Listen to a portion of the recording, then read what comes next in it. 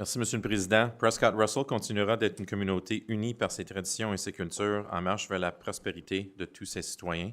Prescott-Russell will continue to be a community united by its traditions and cultures, working towards the prosperity of all citizens. Merci, M. Zant.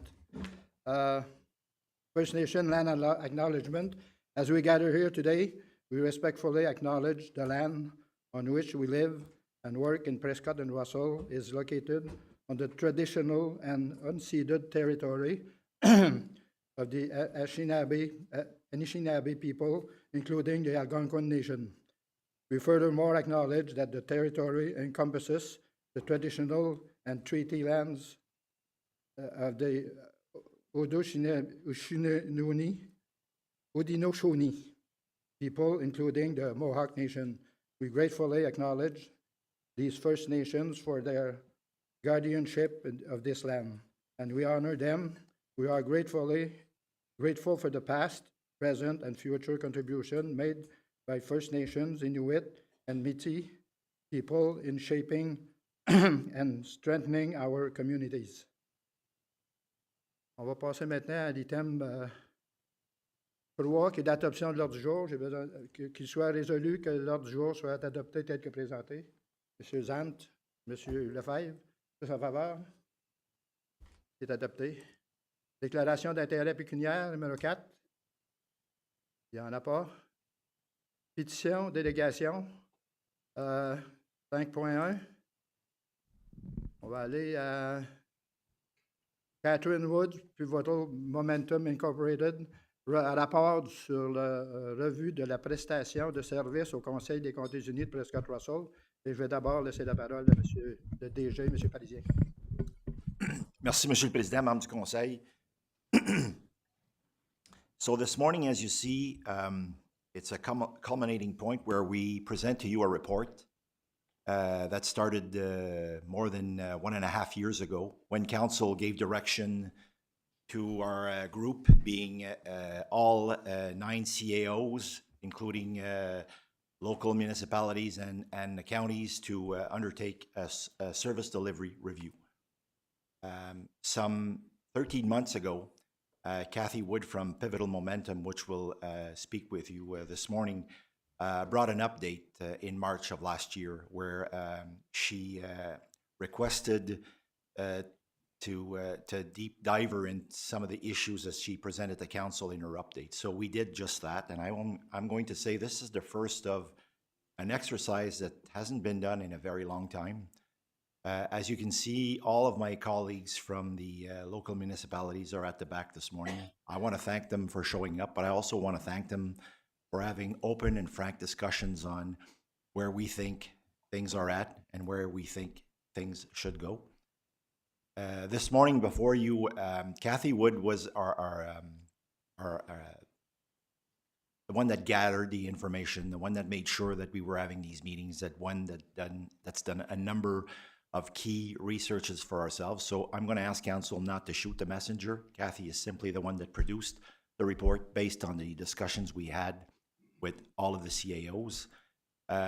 One point that's really important to keep in mind this morning is that the motion that's before you is to receive this report. So we're not asking anyone to make any decisions on it this morning. Actually, we're going to ask you to actually ponder on some of the recommendations, which we will bring back later on. But Council remains responsible for making those decisions.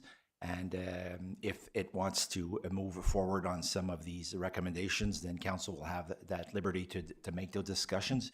You can ask questions this morning if you want, and if you have any comments, you can gladly do them. But I just want to say it was a major undertaking. We're not going to meet beyond today until we get further direction of Council on this report. So this is my opening remarks, and if I forget something, Kathy will jump in, and that's it for now. Thank you. Thank you, Mr. DG. Go ahead, Madam. Thank you very much. Wood. It's an honor and a privilege to be here with you today to review the distillation, which is what you've received in your package for today, of the work that's been going on among the CAOs and myself over the last number of months. Is that good? Okay, thank you. I'm still recovering from pneumonia, so hopefully my voice will hold out here. So if we just move quickly to the next slide. There's no need to spend a lot of time on this because this was shared with you a number of months ago. I just want to emphasize, though, a couple of things as sort of overarching observations on this process. One is that if you were to go online, which any of us can do at any moment in time, you will find more than 250 service delivery review reports from all different sizes and types of municipalities and counties. The truth is that relatively few of them have been executed the way you're doing it, which is with a county structure, a two-tier, if you want to call it that, system. Many of them, as you might remember, were triggered by the availability of municipal modernization funds back in 2020, and those reports are there for your reading pleasure. In many ways, we're doing something quite different. Most of the organizations that undertake these things hire an external consultant to go out and do all the data research and consult with stakeholders and everything else. We've done this much more extensively as an internal process, and there's a couple of reasons for that. One is that if you look at all those reports, you'll almost always find that there is a reference to moving from the recommendations through to implementation. And the truth is that if you do even a remotely thorough job on this sort of assignment, you are going to have some time and energy required to implement the recommendations that ultimately come out of it. So that's one observation. The second one is, and this is partly a result of the fact that you are a municipal county level structure, is that many of the service delivery reviews don't necessarily go beyond considering operating considerations and operating budgets. You're in a situation, because of the extent of services that you deliver at the municipal and the county level, where you really need to pay as much attention to your capital side of the organization and the organizations as you do the operating side. There are, in my view, at least as many opportunities on the capital side of operating municipal governments these days as on the operating side. So if we move on to our next slide here, I'm not going to spend a lot of time on this because these issues and opportunities and prospects are very well known to the people around this table. I do want to just reiterate again, though, that it's very important for us to keep in mind the capital and the operating side of all of these services. We have, of course, prioritized some of the services that are what we refer to as big ticket items. They're big ticket because there are significant capital investments that have been made and will be required in the future, especially in light of the growth prospects that you have here in the United Counties of Prescott and Russell. But there's also significant operating considerations there too, because all of those assets, however they're acquired or developed, must be maintained if they're going to be of value to you and your residents. So that's one of the criteria that we used to prioritize which services we were going to do our deep dive on. Another one is, and you'll see this in the final report, which is, I think, about 45 pages without appendices, so you should be happy that I'm not presenting all that to you today. But the other issue here is that when it comes to the criteria that we chose, we emphasize those over which you have some control or some ability to influence. So there are some pretty significant services, some of which are operated at the county level, not necessarily the municipalities, where you have relatively limited control over the service delivery environment that you work in. But the ones that we've spent our time on, and I want to thank the CAOs for their contributions to this. It's been invaluable, I would say essential, to have had them here at the table. So we spent our time worrying about that particular issue, and we know that as things move forward, we are going to run up against some significant financial challenges on the operating side and certainly on the capital side. So we were taking a look at those as well. If we move to our next slide here, the underlying principle that we've been working with is working as one. Whether the service is delivered at the municipal level or at the county level, or in some cases, the responsibilities are split. Transportation services being a good example of that. We gave ourselves the assignment of thinking about how would we best operate this service, especially if we were starting today with a relatively blank slate. And that's, of course, not the world that we're in. But it often, we often blind ourselves to some of the opportunities when we don't look on the other side of a municipal boundary or a county boundary in some cases. So we considered all of the options and probably created some new ones that others may not have used that much of. And I've just listed them here. We didn't actually, as you'll know from the recommendations, we didn't actually recommend a complete upload or download of any service. In many ways, because you are a two-tier system, because you have municipalities doing some services and the county doing other services, it's fairly rare for that to have been the ideal answer from a service delivery point of view.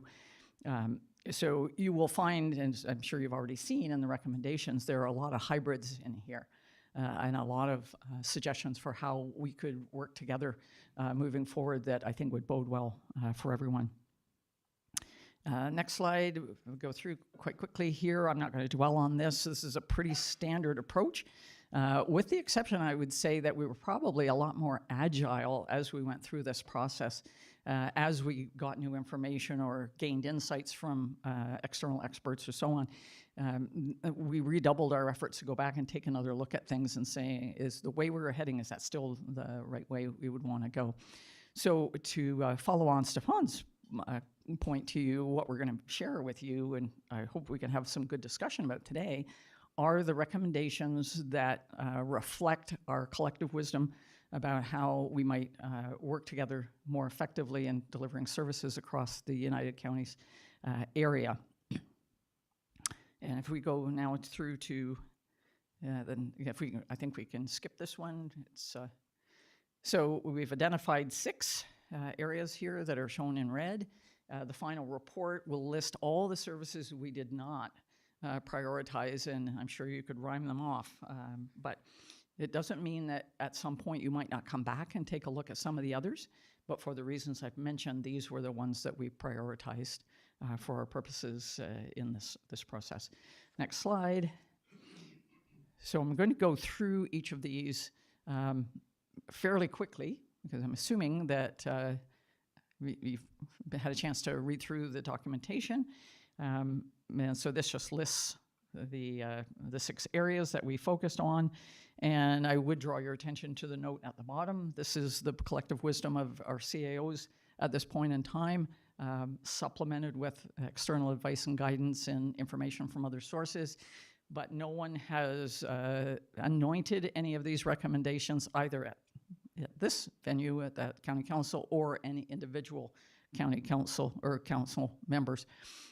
And we know that's still to come because many of these services are actually mandated to your municipalities. I would also say that they will require to be effectively implemented, they'll require some significant collaboration ongoing after today. And we hope that you will give us our marching orders to continue that work. But it's most important, I think, for you to indicate to us today if there are some of these recommendations or options that from your point of view are just non-starters, you don't even want to spend any more time on them, or if there are some that you say, get going, these are the ones that from our point of view, we want to move on most quickly. We will be asking you, I am asking you, to prioritize or give us some sense of priorities that you have. The number of recommendations that are here and the amount of work that's involved in them is significant. This is not going to be, Rome was not built in a day, and these recommendations won't be implemented that way either, which adds extra importance to your direction to us today. Where should we focus? Which are most important to you? And of course, if there is additional information, descriptions, that you would like to have made available to you either here or in your individual councils, that's certainly, that would be important for us to hear. So if we quickly now just go to the first of these, and I don't think this should take too much discussion, but one of the things we realized, of course, is that with the increasing digitalization of our work lives and our personal lives, of course, is IT services supporting all the services that we deliver is critically important. And, the county is already well along the way to being able to provide that support to municipalities on a centralized basis. I would highlight that in the discussions that we had, and I'm sure you read about it all the time in the media, is artificial intelligence and cybersecurity have dramatically increased in importance in the IT world. And we need to avail ourselves of all the expertise we can find and develop internal expertise across the United Counties so that we can meet the challenges of these head on. Artificial intelligence has lots of opportunity to expedite our processes and make us more efficient, but there's also some significant risks associated with that, and we'll have to make sure that we're doing that well. So in each case here, and this is the first example, is what I've done is laid out what the issues are associated with this service area and then the proposed solutions. So again, on this front, our recommendation to you is that we keep going with the development of IT support services at the county level, and that we enhance our capabilities when it comes to security, which is physical security, cybersecurity, and development and deployment of AI. That we don't miss the opportunity to reach out to other external regional groups that have some expertise in this area, and we've identified a couple here, and that we work with counties and municipalities to determine the most cost-effective ways to mitigate cybersecurity risk. That's a challenge for everyone, and certainly for municipalities. So I'll just leave that. There are recommendations here. There's 4 recommendations. If we go on to our next slide, which are in your package here, which aim to demonstrate how we think we should move forward on the IT front here. The one I would highlight is the 4th one, which is on the next slide, which is that many municipalities and counties in particular are seeing a real opportunity to make use of GIS services in ways that perhaps we hadn't contemplated before. And so we're recommending that the county and the municipalities really put some time into leveraging that capability. Some of the vendors are making that a little easier for us, and we should capitalize on that. But I did want to highlight that for internal planning purposes across municipalities in the county. GIS can be a big help to you. The second item on our list here is, if we could go on to our next slide, is what we refer to as a reimagined fire service. And this is definitely one where capital and operating considerations come into play.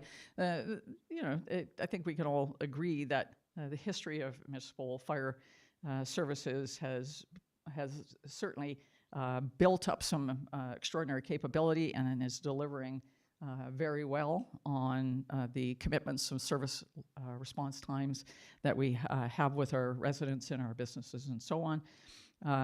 But there have been some changes in this world, and one of which is the province has significantly increased the requirements for training.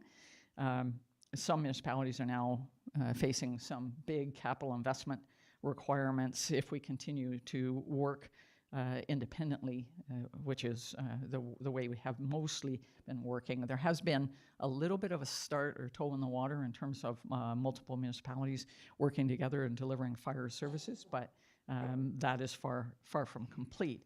I would also say that from the point of view of the proposed solution here, the CAOs and myself are of the view, and I was the one who actually asked the question initially to the CAOs, is, if you were taking a look at how you would organize a fire service across this entire area, and forget for a moment, just a moment, municipal boundaries, would you organize and operate it the same way you do today?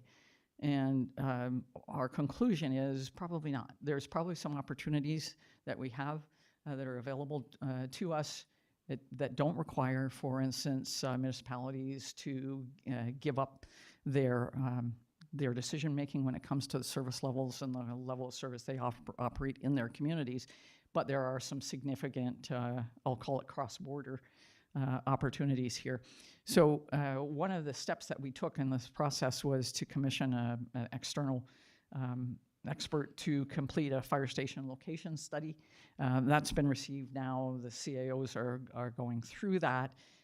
It does offer several options for how we might handle those responsibilities and deliver even better response times for no more money than what you're paying today.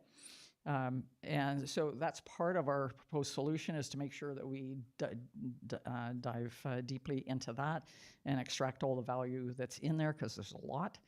And then secondly, develop the plan through which a county-wide fire service or a reimagined service might be introduced. And I would say that it goes beyond, it definitely goes beyond, the concept goes beyond the idea of taking another look at the fire stations and where they're located and where we might need more or not, but also to make sure that we put a lot of time and attention on the training side, as well as looking for ways to either share equipment or distribute equipment differently. This is where there are some significant capital opportunities available to you. I would also mention that the staffing issue and approach that we take, we anticipate a mix of permanent and volunteer firefighters. And I'll just give you a couple of simple stats just to help you understand, and I'm sure you're hearing it already, how the world of a volunteer firefighter has changed, even aside from the training requirements. So I did some analysis on commuting patterns, for instance, across Prescott-Russell, and one of the things I realized is about 48% of your commuters are commuting more than 30 minutes back and forth to work every day. So you pause and think about that. What is the implication of that if we're expecting them to respond to calls? It's a question that we need to ask ourselves. Another stat that set me back a little bit was before the pandemic, the number of people who were workers, labor force that were working from home, was reasonably small, under 10%. Across Prescott-Russell now, it's over 25% that are working from home. So you've got in this, I just gave you two examples of, in a sense, counterbalancing factors that are probably influencing your ability to maintain a stable, if I can use that word, of volunteer firefighters to play their significant role in this. So this is something that's going to take a little bit of work to figure out how do we make the best use of the available resources to us. I say this as somebody who grew up in a police village, and where the volunteer fire department pretty much ran everything. They patrolled the streets on Halloween. They organized all the local sports, built and flooded the rink, the outdoor rink for us. So I have a very deep sense of understanding what the volunteer firefighter community can mean to an individual community. So I would hope that we could take some good time and make sure that we're doing that job properly in our new context. If we move now to our next slide here, sort of three core services here, or recommendations here, and I'll just mention that what we're looking for is your feedback on the concept of a county-wide service where all the resources, whether they're physical resources, equipment, locations, staff resources, and so on, are thought about and managed and planned across the entire geographic area. So we'd like to have your feedback on that, because there's going to be a lot of work to do to implement that. But if that's something that you would like us to do, we're ready for that challenge. Secondly, I just want to highlight for you the importance and the value of already having, in the second recommendation, the regional training center right within your county. I was looking at a service delivery review for another county in Eastern Ontario where they identified the absence of a training center, and the price tag they put on that at the time, which was 2020, was $17.5 million. If they were to do that, you already have that. So I definitely did not want to overlook the fact that this is an opportunity that you have to leverage that. And then thirdly, that we ask the CAOs of all the municipalities to direct their fire services staff to work on a common approach to public education and outreach. This is actually the core part of your fire services mandate, but I think sometimes we overlook the benefits of doing that well and consistently. So on to our next one, transportation. If we go to transportation infrastructure and operations, and I'm going to move fairly quickly here through this because this is pretty well-known territory for you. We are recommending, and I would say the observation I would have here is that when you have significant amounts of physical resources, whether that's land, roads, fire stations, whatever the case might be, or environmental services, there's always a challenge when you're in a county situation where you have reasonably large areas that are low density in relation to the assets that you're responsible for managing. A few years ago when we were doing this kind of analysis for the Eastern Ontario Warden's Caucus, one of the things we realized is that in urban areas, there would be 25 households available to provide financial support for a lane kilometer of highway. In the rural areas, it was 5. That was across Eastern Ontario as a whole. And having done the analysis for Prescott-Russell, I can tell you it's not that different. It's like 7 or 8 in the rural areas that have to carry those responsibilities or those financial loads. So however we go at this is going to be really important for us to keep our eye on that and figure out some solutions that we can mitigate that. So we're suggesting here what I call a joint services office at the county level that will handle essentially all the capital procurement and assuming the municipalities are interested in this, all the major roadway construction or reconstruction assignments, but that we would move and consolidate at the municipal level all the road maintenance and winter control, snow plowing, regardless of who owns the asset. Because at this moment, I believe we're in a position where across the United Counties, we have about 3,000 lane kilometers of highway for which you're responsible for winter control. 2/3 of that is at the municipal level, about 1/3 at the county level. And it just doesn't make sense for us to look at it that way, given that you already have significant resources and capabilities at the municipal level. We also think that there is an opportunity, again, on the capital front to rent some specialized equipment across municipalities rather than everyone having to go and buy their own. These are not inexpensive pieces of equipment, as you might know. So if we move then to the recommendations, and I'm not going to go through these in detail because I think I've just highlighted that, except I would say that some people might think, well, is this actually even possible to do this? Set the system up this way. And I can tell you that I'm aware of at least three counties in Eastern Ontario that have taken and implemented some pieces of these. In a couple of cases, it goes back to 1998 municipal restructuring when they did it as part of that exercise. So is it possible to do it? Absolutely it is. The question is whether you want to do it. So I'll leave that as a question that you can provide some feedback for us on.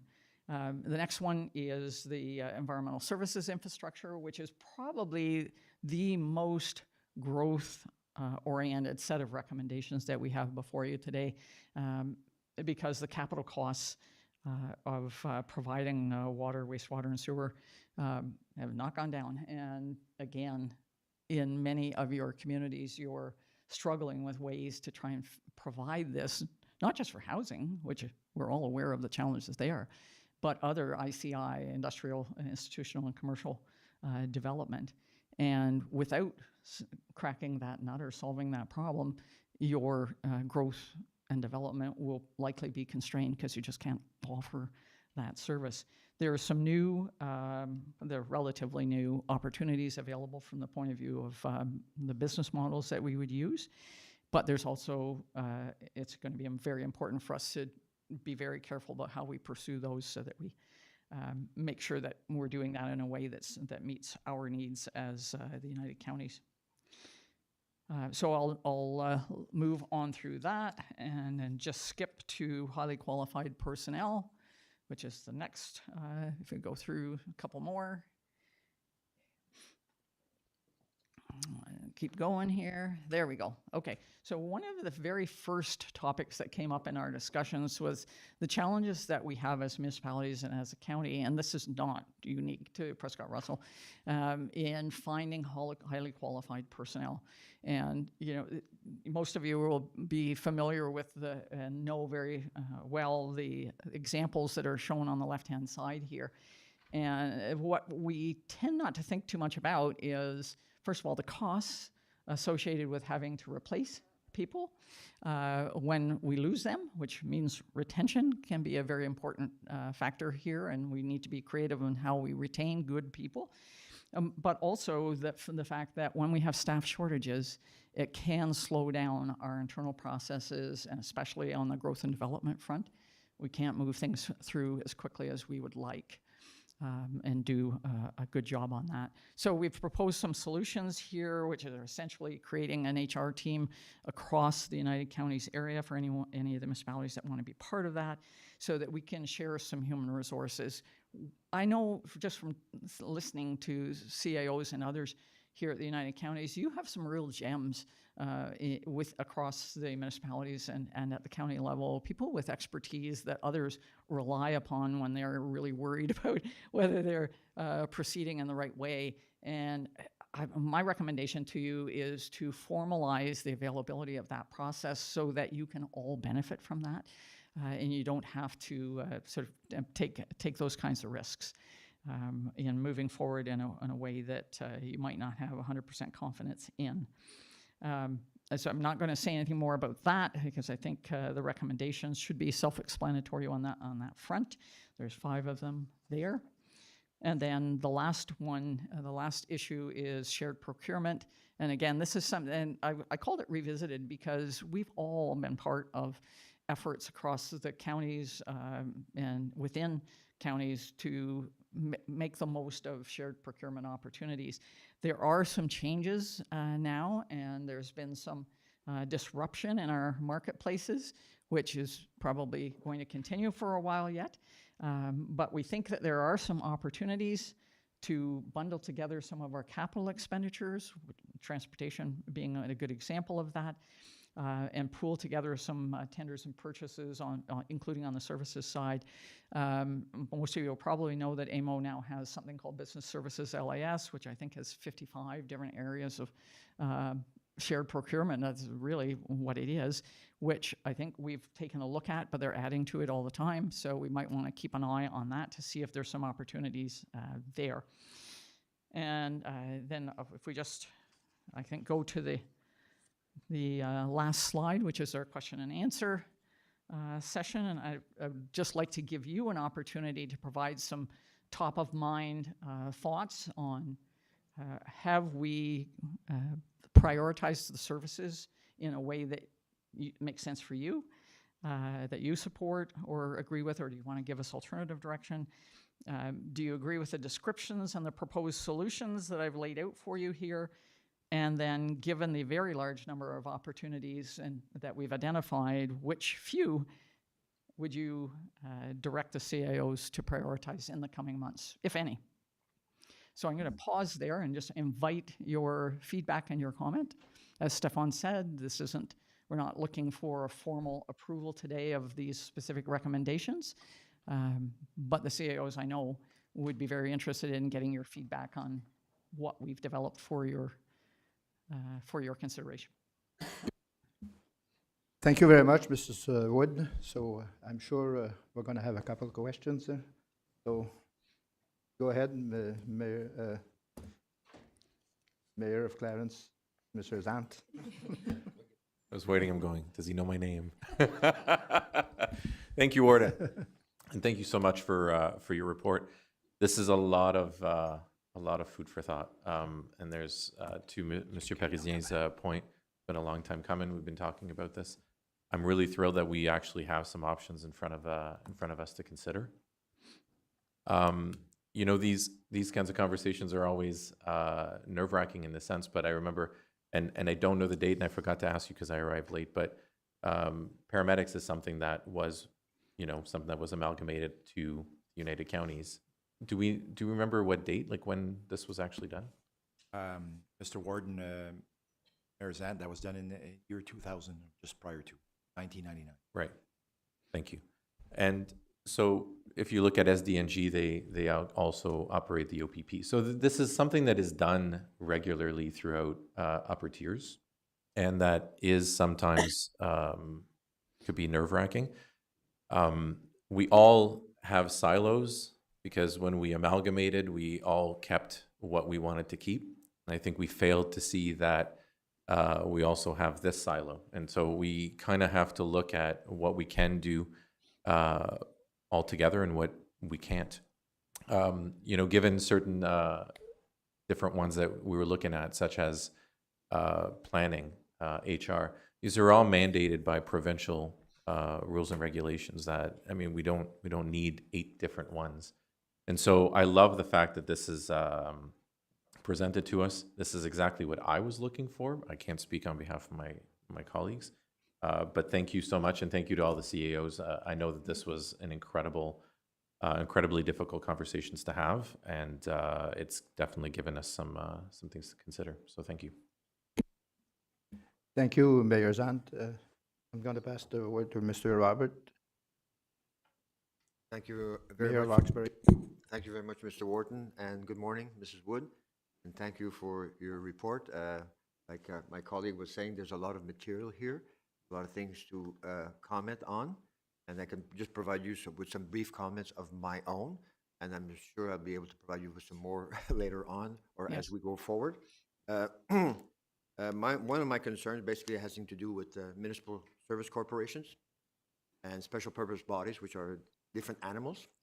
And I'm always a bit concerned in delegation of powers to these corporations, be it for water, sewage, or so forth. So I do have some issues basically with respect, and I'd like to know more about municipal service corporations, because there's one thing in providing water and sewage 5-10 kilometers away. It's another thing in providing 500 meters away. So those are other issues that need to be, I think, looked at and concerned. In terms of IT, I have no issues in terms of IT. You mentioned a little while ago, you grew up in the police village, and this is our small communities, and small communities, municipal halls are a fabric of the community, as you know, and there's an intangible there that sometimes need to be looked at and addressed, because that is a very important part of a community. Equipment sharing, I've been in municipal government all my life.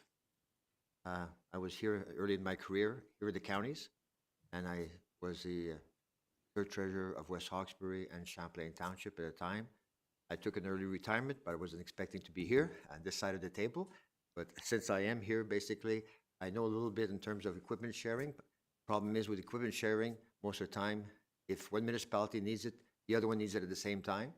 And it has to do with human resources, because we don't have a lot. So sometimes if we have the equipment, we don't necessarily have the personnel. And talking about personnel, of course, we're always competing in terms of highly qualified individuals.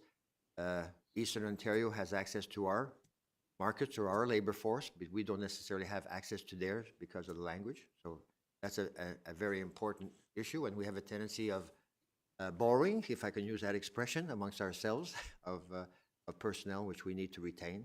That's a very important issue. In terms of joint purchasing, well, I think we're already doing some of it. Certain things we can. I'm just afraid that in terms of joint purchasing and adding a lot of contracts to one major contractor, I'm just wondering if we're eliminating or squeezing out the small contractors. So that's a bit of my concern when it comes to those issues. And I'll leave it at that for the moment. I think I've said enough, basically. Thank you. But those are the issues I'd like to further discuss with my colleagues. Thank you, Mrs. Wood. Thank you, Mayor Lefebvre. You want to add something, Madam Woods? The only No? thing I would say is in response to the challenges of equipment sharing, often having more to do with the operators and with the personnel. We have discussed that at the CAO's table, so we are very well aware of that. Thank you, Mayor Tarnowski. Thank you, Warden. Thank you very much. For me, this is a no-brainer. We need to move in this direction. Having said that, I do have a few comments to make.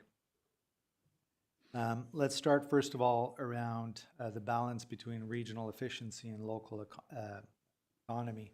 If I think we've all had an opportunity to learn a lot about having good neighbors in the last few months and how we still need to be resilient and not depend too much on them because they can change it, you know, with any new government or new municipal new election, you might have a whole different perspective.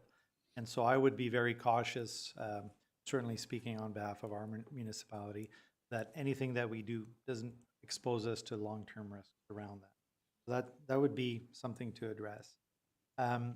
In terms of voluntary participation and equity is another aspect. So some of these proposals I think are promising, but they hinge on municipal buy-in. So we need clear mechanisms to ensure that early adopters are not penalized, in my opinion, and that cost-sharing models reflect municipal capacity, population size.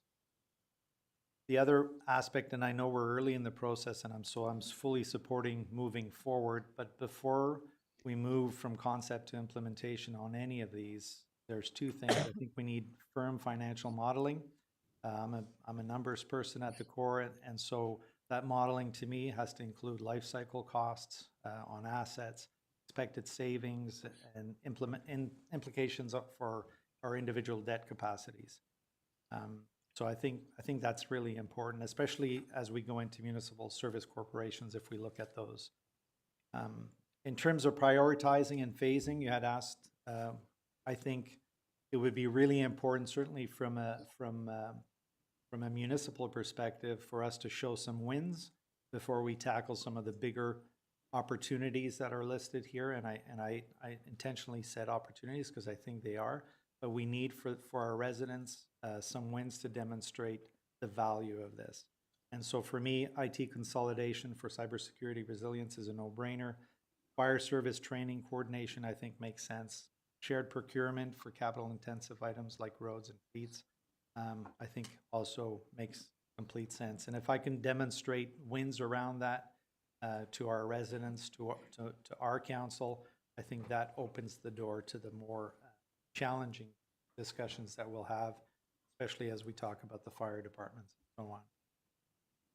Strategically, bigger questions that I think still need to be answered. So how will municipal councils maintain oversight in joint service models? At the end of the day, we represent the county here, but when we go home, we're responsible to our residents. The financial clarity piece, I would expect cost-benefit projections, as I mentioned earlier on, or some sort of financial roadmap for each of the major proposals. And the other aspect that I was interested in learning more about, or that I think we need to consider, is some sort of unified reserve or stabilization fund when we talk about shared infrastructure investments, because I think, you know, we have municipalities that are in full growth mode that have more resources than others, and I think that's important to consider long term in terms of how we move for that. I'm just going through my other notes here. My last point, I guess, would be we will need, through our CAOs, through yourself, through counties, we will need the tools to communicate to our councils, you know, to make sure that we get the adoption. I think we get one kick at the cat in this concept, to move this concept forward. We all logically agree it makes sense. But as politicians, we know certain weaknesses we all have. So we need to make sure we demonstrate clearly the value of this to our residents, to our Yep. Thank you very much for all the great work. Thank you to the CEOs as well. Thank you very much, Mayor Tarnowski. Do you want to add something? For now? No? I would only say that I Go ahead. agree with the desire and request for some pretty robust financial analysis, including on municipal service corporations and other similar type structures. And I would think that that would be a next step. And in truth, you can't really create a municipal services corporation without doing the business case for that. So. Thank you, Mrs. Wood. Monsieur Brière? Thank you, Mr. Warden. I'm going to bounce around here a little bit because I've been taking notes. I love the philosophy here. I mean, everybody realizes there's going to be some growing pains as we're going through this process, but they're worth going through, as I think the results of this is going to benefit us all. So it's definitely worth going and getting more information. And like I'm going to echo what Mr. Tarnowski was saying. Based on financial models and all those things, that we need to have all that information before we make an educated decision. I think it's just a common sense approach. There's economies of scale here that can be definitely had. You know, I'll just use, like, for example, I don't know how many times I see a plow get to an intersection, put up the wing, drive down the road. Like these kinds of things, to me, it makes no sense at all. So we need to avoid those types of situations, and I think if with staff's help and CAOs and people that have expertise within their own domain come up with some common sense approach, I think there's going to be some savings to be had. Also, I think this is going to be a way of also avoid us competing against each other. Mr. Lefebvre did make mention of staffing, and sometimes I'll be a little bit more blunt. We tend to steal our experts from each other. And what that does, it tends to raise the price on all that kind of stuff. So I think this is a way of avoiding that. And I'm looking at our staff here and the staff that I have at the nation. And within a 5-10 year window, there's going to be a lot of retirements, a lot of people leaving. So I think this approach does help us in not having to steal each other's experts and to work together in order to have some cost savings and retain our expertise within the United Counties. Again, I think we all are facing issues when it comes to meeting minimum standards, when it comes to those costs. I think this may be one way of mitigating some of that. I mean, I'm sure there's going to be some financial stresses that are going to be put on us regardless, but this is, I think, one way that may buy us some time and maybe be able to give us some cost savings. I'm looking at the fire services. When we look at the equipment, the nation just recently purchased a truck, $850,000. When I look at, for example, a municipality like East Hawkesbury, when you look at what 1% represents, I think it may be $50,000 for 1%. So to go get that truck, you're looking at 9-10% in a year of taxes to buy a truck, where if you're buying that truck in Rockland, you're looking at maybe 3.5-4% of taxes. So I think whenever we equalize those payments, I think, are those costs, then it all becomes a little bit more affordable for all of us. So I think that's something that needs to be definitely looked at and studied, because I think there's some savings to be had there. Also, when I look at the firefighters, you alluded to it during the day. We all have issues with people actually showing up and to the calls. That's not going to get any easier going forward. I think we're talking in today's terms, but I think the way I'm looking at it is I'm looking at this term, I'm looking at the next term, I'm looking 10 years down the road, and this is an issue that's not going to go away, and it's not going to get any easier. Recruiting volunteer firefighters is very difficult, and again, it's a reflection of the age of whoever is serving. We just have to modernize our approach and change the philosophy and the paradigm of how we think about things, because the issues that we're identifying today, they're not going away. No. Yeah, So we need to find solutions today to properly implement them going forward. And I love the fact that we have CAOs and staff that are looking forward and trying to change the philosophy and adopt something else. Because we all want something better for our own municipality. That's just like always the mental approach. But I think this is something that is inevitable, and I think it's going to be better for everybody, especially the residents, when it comes to cost. Because we all know that costs are a big issue for everybody, and this is, I think, a way of saving. So I thank everybody involved. Thank you. Thank you very much, Mr. Brière. I'll pass it on to Mr. Kirby. Mayor Kirby. Okay. Merci, Monsieur le Président. In my case, I don't think, and maybe I missed, much emphasis was put on the firemen. The firemen are the ones that make the wheels turn. And another thing is that the businesses around that let the volunteer fire leave and go to a fire, they should be thanked too. And before I would consider approving this for myself, I would like to pass in front of the firemen. So that's, I thank you for your presentation. Okay, Them are my thank you. important thoughts. Thank you. Thank you, Mayor Kirby. Mayor Riopel. Thank you, Mr. Warden. Mrs. Woods, thank you for the presentation, and I'll put in my 2 cents in regards to do I agree or disagree. I do agree in principle. Very important not to forget that the fact that we did amalgamate in 1998 does not mean necessarily that we can save money. It's very important to have detailed reports in regards to exactly what we're going to move forward. It's also important to notify that our council are also needed to be involved in regards to making decisions, because we at the table here might be pointing at the finger if we do the wrong decisions, but if we have council involved, it's very important. The other issue also is we didn't talk about very much is language. We also have issues at different municipalities. We need one planner.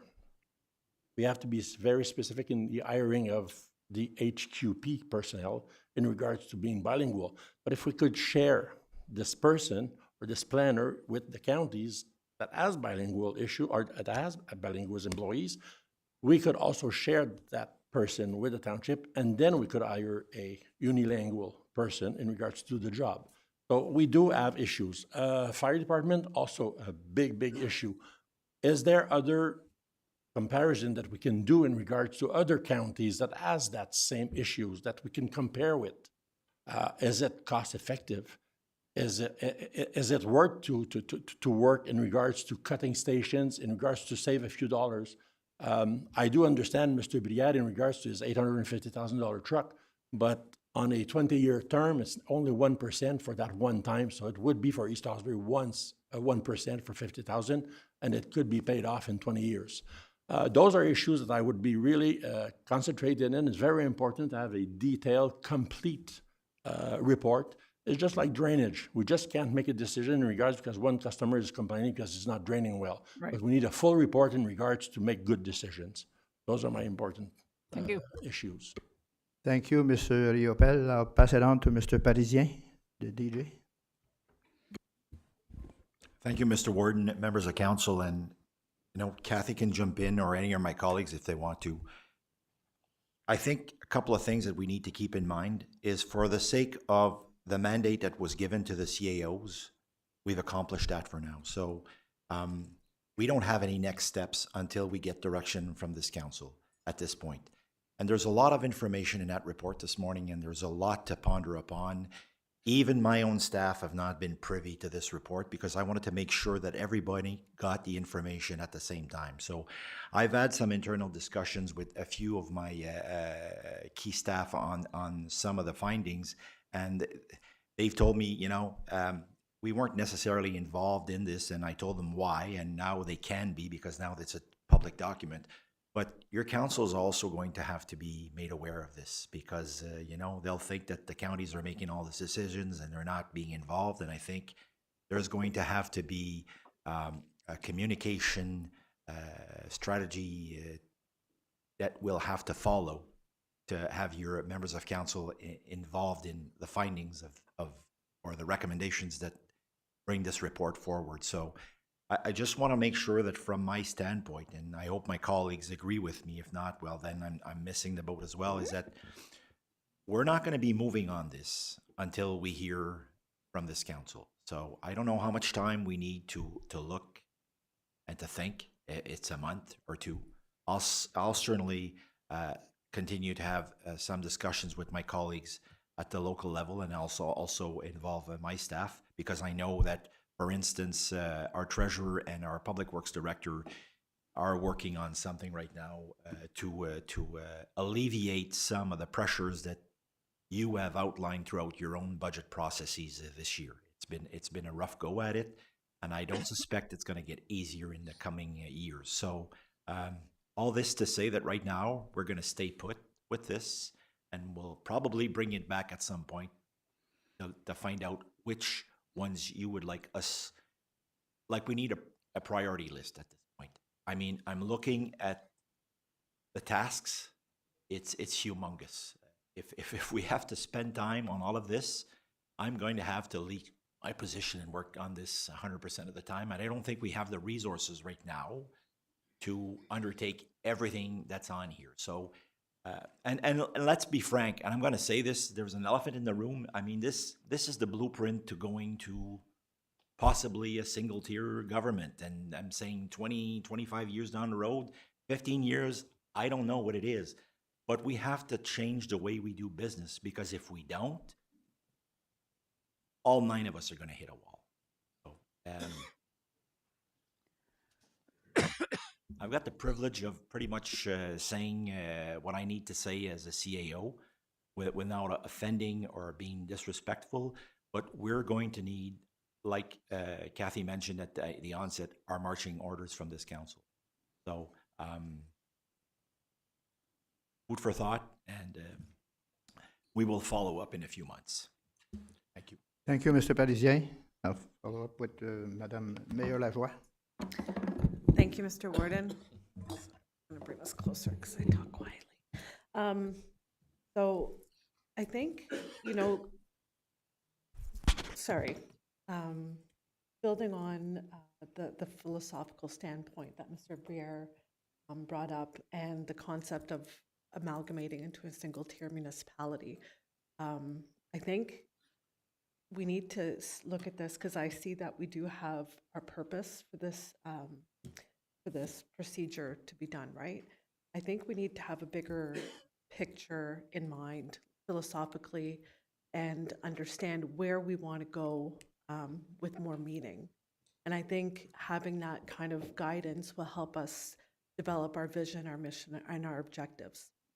I think that's a big piece that's missing for me, because I feel that having more understanding of our value within this role will help safeguard change throughout our terms, right? As new governments take place, and there might be different competing interests, etc.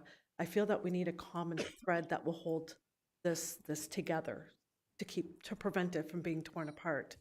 And I think, if we're looking at eventually moving to a single tier, I think that needs to be boldly examined today. I think we need to be very transparent and open to all the concepts, all the ideas, and have a very clear idea of where this could be taking us, rather than looking at, of course, these are big projects, but in the scope of having a single tier, these are small pieces of this larger picture. So I feel that we need to be able to examine all the avenues that this could eventually lead us to. Does that make sense? Yeah. So I think having those avenues, the bigger picture into the future, I think that will help guide our decisions today. Because what do we want to accomplish in the next 25 years as this council? What do we want to set in motion today? And what are the values and systems and objectives that we need to integrate? And then being able to feed that into our councils, it'll help feed our strategic plan regionally. But then I think if our end goal is to consider a single tier, because then we'd be huge competitors with Ottawa, right? Because we'd be more of a ward system and we could work together. Then if that is where we want to go, I think it's important that we set the sails that way or not today. I think that will help guide our first priorities. And then as we develop our strategic plan, then that we need to get support from our councils, and then that needs to feed our strategic plans on a municipal level as well. Because we need to make sure that if we do this, we do it properly by having the bigger picture in mind, the future end goal in mind, rather than doing all these piecemeal objectives today. We need to know where we're going to end up, and then all the municipalities need to support this with their planning, their strategic plans as well, because then we're creating a foundation from the bottom up into the future. I don't know if I'm explaining this cohesively. Also, I just had a question. In terms of police services, have you guys discussed the concept of amalgamating the police services together? Because right now there's two. Or is that? Thank you, Mayor Lacroix. Mrs. Woods? So police services was one of the services that we considered at the outset of this process, and we set that aside primarily because as municipalities, we have reasonably small amounts of control about how that service is delivered. Obviously, we're very well aware of the financing mechanisms and the charging and, for those services and so on, but we did not prioritize that. We talked about the option of creating our own police service here, but set that aside as well. I would say, though, that the CAOs were very well aware of, as you are, I know, the importance of advocacy for the entire United Counties, Prescott-Russell area on the issue of police services, and you've had some success within the last few months on that. So, but we did not prioritize it for that reason. Thank you, Mrs. Wood. Does that answer your question? Go ahead. Sure. So thank you. So I think with that, I think I would consider involving the police services, amalgamating our two services together in this plan. And personally, my position is the more we amalgamate, the more we download. I think my position on this whole thing would be to eventually consider a one-tier system. That would be my end goal. I know it's a bold statement here, but I think that's where I feel that we'd be best served. And then all these plans and all these priorities that we're taking today at this table within our terms would feed that end goal. Thank you, Mayor Lajoie. Mayor Zant? Thank you, Warden. I've heard a lot of comments about the financials on this. I just want to remind, maybe I'm wrong, this is 1%. This is the tip of the iceberg of this entire thing. Clearly, there will be some financials coming. What we're looking at right now is an idea of where we may or may not want to go. When we choose that path, the financials will come, and all of that information will be present, obviously. I think it's very important, as many of my colleagues have said, that our councils be involved, as the CAO has also mentioned. Obviously, that would take place. But my comment is, and I would like to caution, if you would like this to fail, start talking about single tier. This is not the path, this is not the mission, and nor was it what we had requested the administration to do. We had requested them to come up with some ideas on how to amalgamate certain services. As we know, do we need 8 fire chiefs? Do we need 8 planners? Do we need all of that? That's what this is. If in 30, 40 years, some council here decides that single tier is what they really want to do, so be it. But right now, my mission right now is to focus on delivering on citizens and what they want, which is some savings and some alleviation of taxation on the duplication of everything that we do. That's what our focus is on.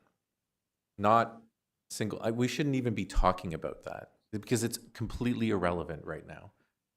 The mission was, what do we want to amalgamate and what makes sense to amalgamate? And I think we should start with some of the smaller things. We'll discuss, we'll have great conversations. We'll come back once we have some financials. Some of the smaller ones, you know, I think if we're all start talking about fire and police, these are massive things. And I've been through the Phoenix pay system debacle at the federal government. And if there's one thing they could have done back then that they realize now is to start small and work their way up. And once they have a really great, I guess, a set of guidelines on how to amalgamate these services, there's a lot of things. I think you know, we're all talking about us, but there's some massive impacts on this body right here. Massive, because they have operated on on the way that they've operated for a very long time.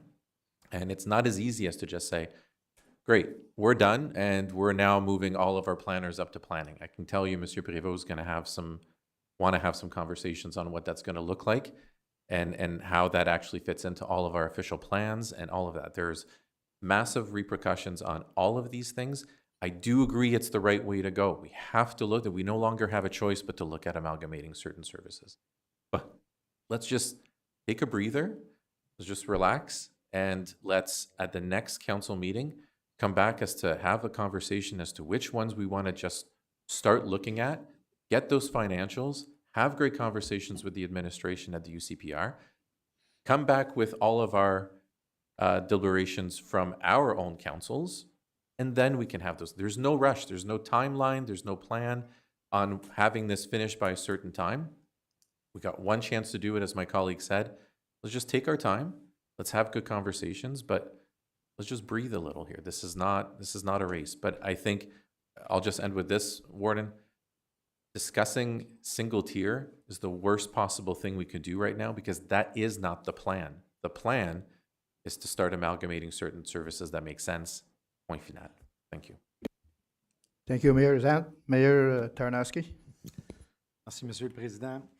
So I just want to reiterate, because we were asked to identify the ones, if we were happy in the direction we're going, we were asked to identify those already. So I've highlighted the three. I feel it's a missed opportunity, and I agree with Mayor Zant that there is no huge rush here, but I'm also not to the other extreme where Mr. Parisien, with all due respect, Mr. Parisien, that we need to really wait, go back and look at everything in great details. There was a lot of work that was done already on this, and I think certainly for us to move forward with these concepts and ideas at our own local level, we need to see some wins.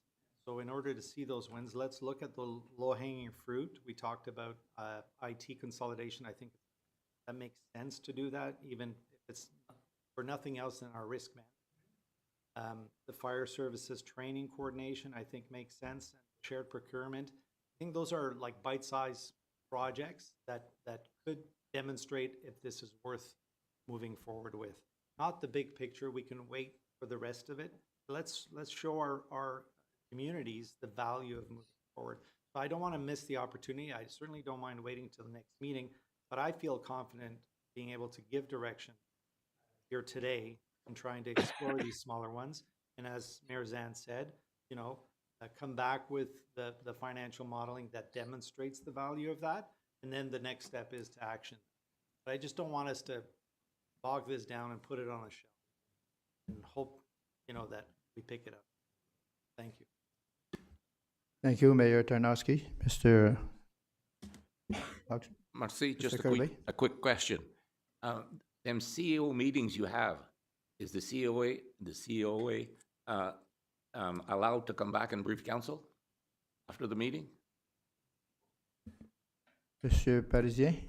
Monsieur le Président, Mr. Kirby, I would say that's right now what you've tasked us to do was to bring it back to this council before talking to your own council. Correct me if I'm wrong. Thank you, Mr. Parisien. Does that answer your question? Yeah. Thank you. Madame Lajoie? Thank you, Mr. Warden. I think in terms of recommendations, what I would suggest is that we defer to the CAOs to identify the recommendations on how to move forward, because you guys have all the information, you know all the studies, you have all the expertise. I don't feel I'm in a position to tell you guys what the best situation is. So I would defer to your expertise in identifying a priority list for us, where we're going to get the bang for the buck for the main mission and value for what we're aiming to do here. But I think we need to not look at this in a small lens either. I think we need to look at this in a larger lens and look at the bigger picture and really look at different avenues this could or could not lead us. And I'm not talking about going single tier. I'm just saying we need to be honest and upfront about the possibilities. Like Mr. Parisien said, we need to know the possibilities where this could lead us. And we need to be honest about it because we owe that to the public. We owe the public the larger implications that this could have. Not that we're going to go there, I just feel that it's more transparent that way. And so, yeah, I would like a list of recommendations from the CAOs. And then I think each CAO could then present that recommendation to our council for their approval. And then we could bring it back here. Once all our councils are in agreement, then we could make that decision together here. Because I feel that once we get their buy-in, if they're comfortable with the plan, then it'll be easier for us to make this decision here. Thank you, Mayor Lajoie. Mayor Brière? Yeah, I'm going to echo that as well. I think the CAOs should come up with a list of recommendations. One thing is that we all have strengths and weaknesses, and the CAOs know them, and they know how to best leverage them. So I think that needs to come from them because they dabble in that information every day, all day long. So they're the experts, and I certainly know that my CAO knows exactly what councils, how they feel about this. So for that, I find that's the proper way to go. And I also want to make note that it's the people involved are very important. Right now, I think we have a very good mix within the CAOs and even within the staff here and in the CAO here. They seem to get it, and that's the important thing. So I would want to capitalize on that right now. I think we have the right players in the room, so let's not put this on a shelf. I think there is some. I'm not saying there's no sense of urgency, but I think I think it would be remiss to put this off for another 6 and 8 and 10 months. I think it's time to strike while the iron is hot here, and so that's kind of where I'm feeling. I think the CAOs should come up with a list of recommendations for us. Thank you. Mayor Brière, Mayor Lefebvre? Thank you, Mr. Warden. Mr. Périzien, at the very beginning, outset said this is to receive the report, first of all, which is the most important thing. And the work that was done and involved, we did give a mandate, and you respected the mandate, and thank you very much. I just echo the comments of a lot of my colleagues here, basically, in terms of certain things are a given, I think, in terms of common sense, like Mr. Chernovsky has mentioned, basically, and as well as my colleague over here. So there are certain issues which are very clear.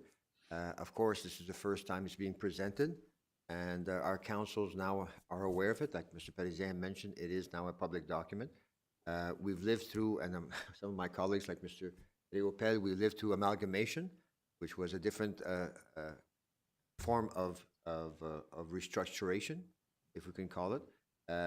Before we start talking about single tier, we need to go basically on the first level of cooperation, I think. It's the most important thing. And because I've lived through certain experiences, be it the amalgamation, or even many years ago, some of you might not remember this, of course, it's been a long time, but there was a document called the Sunderland Report back in the 70s, basically, where they talked about it, and nothing really happened. Then we had amalgamation, 1998, which was almost a forced amalgamation that was created, and people today even don't think that there was any benefit in terms of this amalgamation. So I think we need to proceed. There's our common sense issues here, but I think we need to go back to our councils. Our CEOs are there basically for that purpose, and to go and to proceed. Like I said, I have certain items which I believe in, certain which I have other questions and concerns, and I think they'll be made known to our CAOs, and the CAOs will certainly get together, and we certainly appreciate here all the work and the efforts that's been done by all the CAOs. Thank you very much.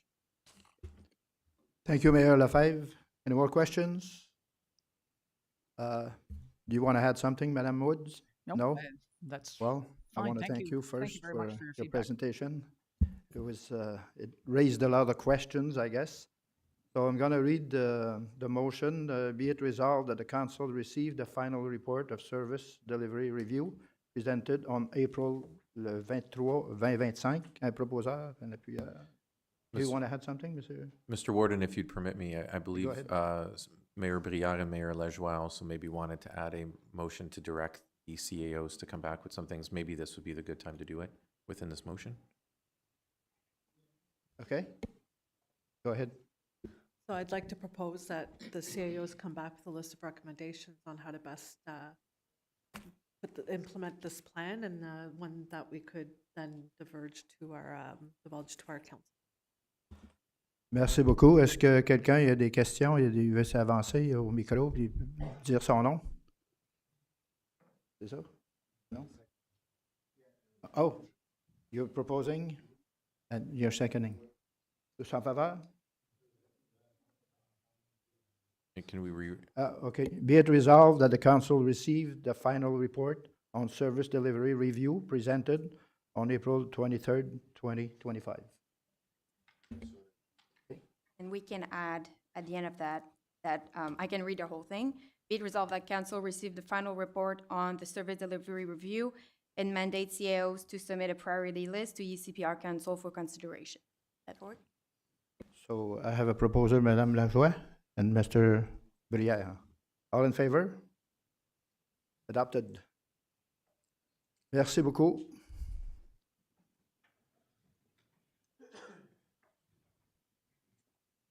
On va passer maintenant à l'item 5.2. Monsieur Gérald Gauthier, MPNP, LLP, -2024, Audited Financial Statement. Monsieur Gauthier, vous avez la parole.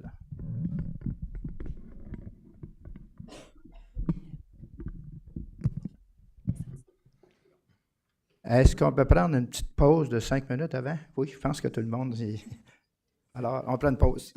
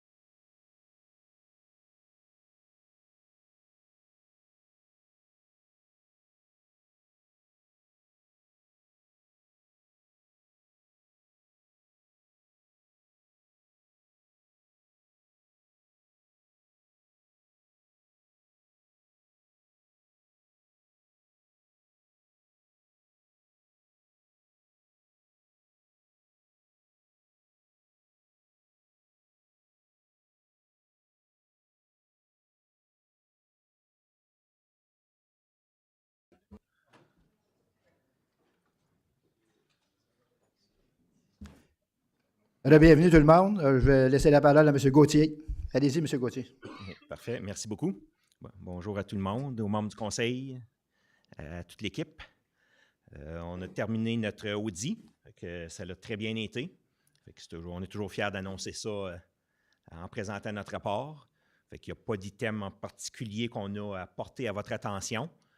On va passer un petit bref résumé de nos constatations. Ensuite, on va regarder les chiffres comme tels sur les états financiers. Puis, suite à ça, Mme Parisien va faire une petite présentation pour expliquer certaines variations par rapport au budget. Fait que peut-être les questions, ça va aller suite à la présentation de ce rapport-là. Fait que ça va répondre à certaines des questions. Puis, s'il y a d'autres questions suite à ça, on va être ici pour y répondre. Donc, il y avait 3 items qui restaient en suspens pour permettre d'émettre les états financiers finaux.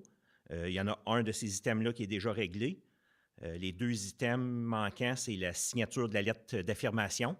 Ça, c'est toujours signé la journée que les états financiers sont approuvés. C'est pour ça que c'est toujours sur la liste à la fin. Et le dernier item, c'est l'approbation des états financiers par le Conseil. Ça, c'est l'exercice qu'on est ici pour faire aujourd'hui. En bas, on parle de l'indépendance. Quand j'avais présenté le plan plus tôt cet hiver, on l'avait mentionné verbalement qu'on était indépendant par rapport au Conseil et à la direction. Là, dans les documents qu'on vous a remis, on l'a également mis dans une lettre formelle. Ensuite, on repasse les points importants qu'on aurait à vous mentionner. Mais comme j'ai dit tantôt, il n'y a pas rien qui est sorti qui est hors de l'ordinaire ou qu'on a apporté à votre attention. Puis, vous avez tout eu le rapport à l'avance, là, fait que je pense que il n'y a pas rien de nécessaire à mentionner. Ensuite, on prend les points qu'on avait mentionnés, les points importants dans le plan d'audit. Fait que, on a fait les procédures selon ce qui avait été planifié. Fait qu'il n'y a rien qui sort de l'ordinaire. Fait que ce serait ça la présentation comme telle pour les constatations de l'audit. Est-ce qu'il y a des questions ou commentaires avant qu'on regarde les chiffres sur les états financiers? Questions, commentaires, ou on passe la parole à Mme Parisien? Non, on va regarder les états financiers avant, OK. et ensuite Mme Parisien va présenter son rapport. OK.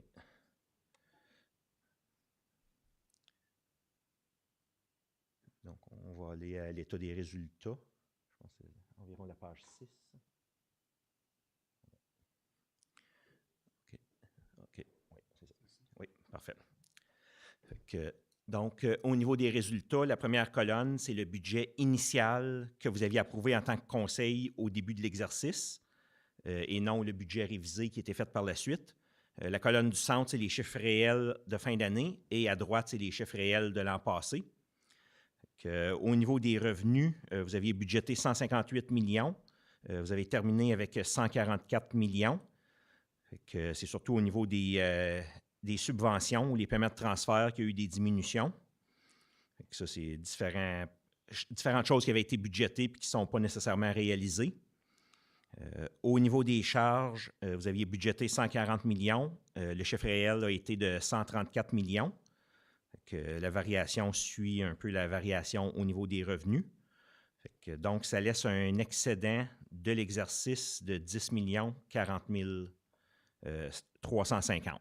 Ça, c'est tous les fonds combinés ensemble ou consolidés ensemble. Fait que ce n'est pas votre surplus d'opération. Les opérations, on va le voir tantôt à l'annexe 3. Au début, vous aviez un excédent accumulé de 207 millions, donc vous terminez à 217 millions. Ça inclut toutes vos immobilisations, les bâtiments, les routes, les réserves et ainsi de suite. Comme je disais, on va le voir à l'annexe 3 tantôt. Au niveau de l'état de la situation financière, à la page suivante, on voit que vos actifs financiers sont de 81 millions comparé à 82 millions l'an passé. Il n'y a pas de grosses variations. Au niveau des passifs, vous êtes passé de 88 millions à 98 millions. C'est les emprunts au niveau de la construction qui ont augmenté. Puis il y avait un 3 millions additionnel dans les créditeurs. Au niveau des actifs non financiers, vos immobilisations corporelles, vous êtes rendu à une valeur non amortie de 231 millions comparé à 210 l'an passé. Il y a eu différents achats qui ont été faits durant l'année et certaines dépenses reliées à la résidence également. C'est ça qui fait que les dernières années, ça a beaucoup augmenté au niveau des immobilisations. Au niveau des stocks, il y en avait un petit peu plus que l'an passé à 742 000, puis les frais payés d'avance à 2,8 millions, qui est semblable à l'an passé. Puis en bas, on retrouve notre excédent accumulé de 217 millions qu'on avait vu à la page précédente.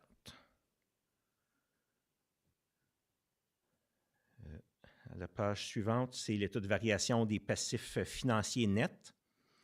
Quand on regardait au bilan ou à l'état de la situation financière à la page précédente, il y avait un chiffre au milieu qui était les actifs financiers moins les passifs financiers. Fait que, il y a eu une diminution de 11 millions entre les 2 années. Puis, on explique dans cet état-là comment est-ce qu'on est passé ou qu'est-ce qui explique la diminution. Excusez. Fait qu'on commence avec notre excédent de l'exercice à 10 millions. On ajoute l'amortissement qui est d'environ du même montant. Il y a eu des acquisitions d'immobilisation de 34 millions. Fait que ça, c'est les plus gros éléments qui expliquent le montant de 11 millions de variation. Ensuite, à la page suivante, on a l'état des flux de trésorerie. C'est pour expliquer la variation au niveau de l'encaisse. Fait que durant l'année, il y a eu une diminution de 1,7 million. Fait que ça a été composé des activités de fonctionnement. Fait que le fonctionnement a généré des entrées de fonds de 24 millions. Au niveau des immobilisations, il y a eu des sorties de fonds de 32 millions. Puis, au niveau du financement, 6,5 millions d'entrées. C'est ça qui explique la diminution de 1,7 million au niveau de l'encaisse. Au niveau des notes, les notes 1 et 2, c'est très semblable à l'an passé. On va passer à la note 3, qui donne les détails pour l'emprunt pour la construction. Que vous avez toujours votre montant autorisé de 70 millions. Puis, il y a un montant qui demeure inutilisé à la fin, fait que vous n'êtes pas rendu au maximum. Là. Il y a encore un 37 millions de disponibles d'ici la fin du projet. À la note 4, au niveau des créditeurs, on voit qu'il y en a pour 55 millions. Il y a 15 millions qui étaient dus aux fournisseurs. Il y a 18 millions reliés à l'obligation liée à la mise hors service des immobilisations. Puis, des autres charges à payer, il y en a pour 22 millions. En bas, dans la note, on donne des détails par rapport à certains de ces montants-là. À la note 5, on a les avantages à l'emploi. Ça, il y a 3 montants principaux dans ce passif-là. Il y a les congés de maladie à 37 000 les vacances à payer à 2 millions et la provision pour la commission de sécurité professionnelle à 4 millions.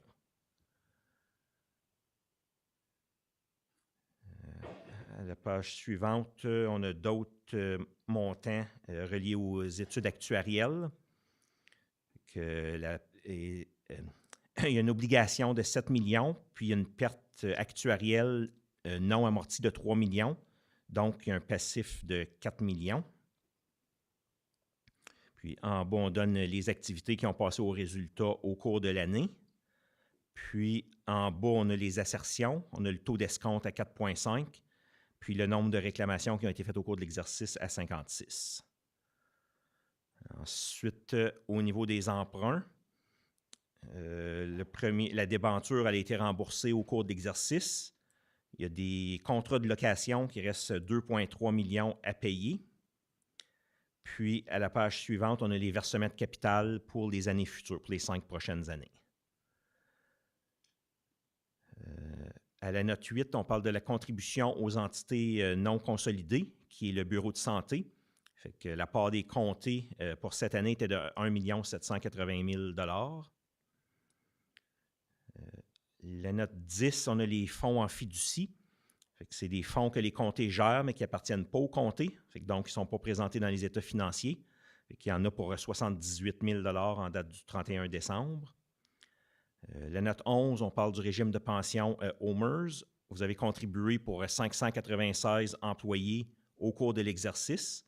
L'employé et l'employeur contribuent le même montant.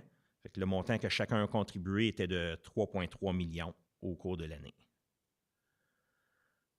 Ensuite, à la note 12, on a les éventualités. On mentionne que des poursuites qui sont présentement en cours. Normalement, où la majorité des montants sont couverts par des assurances.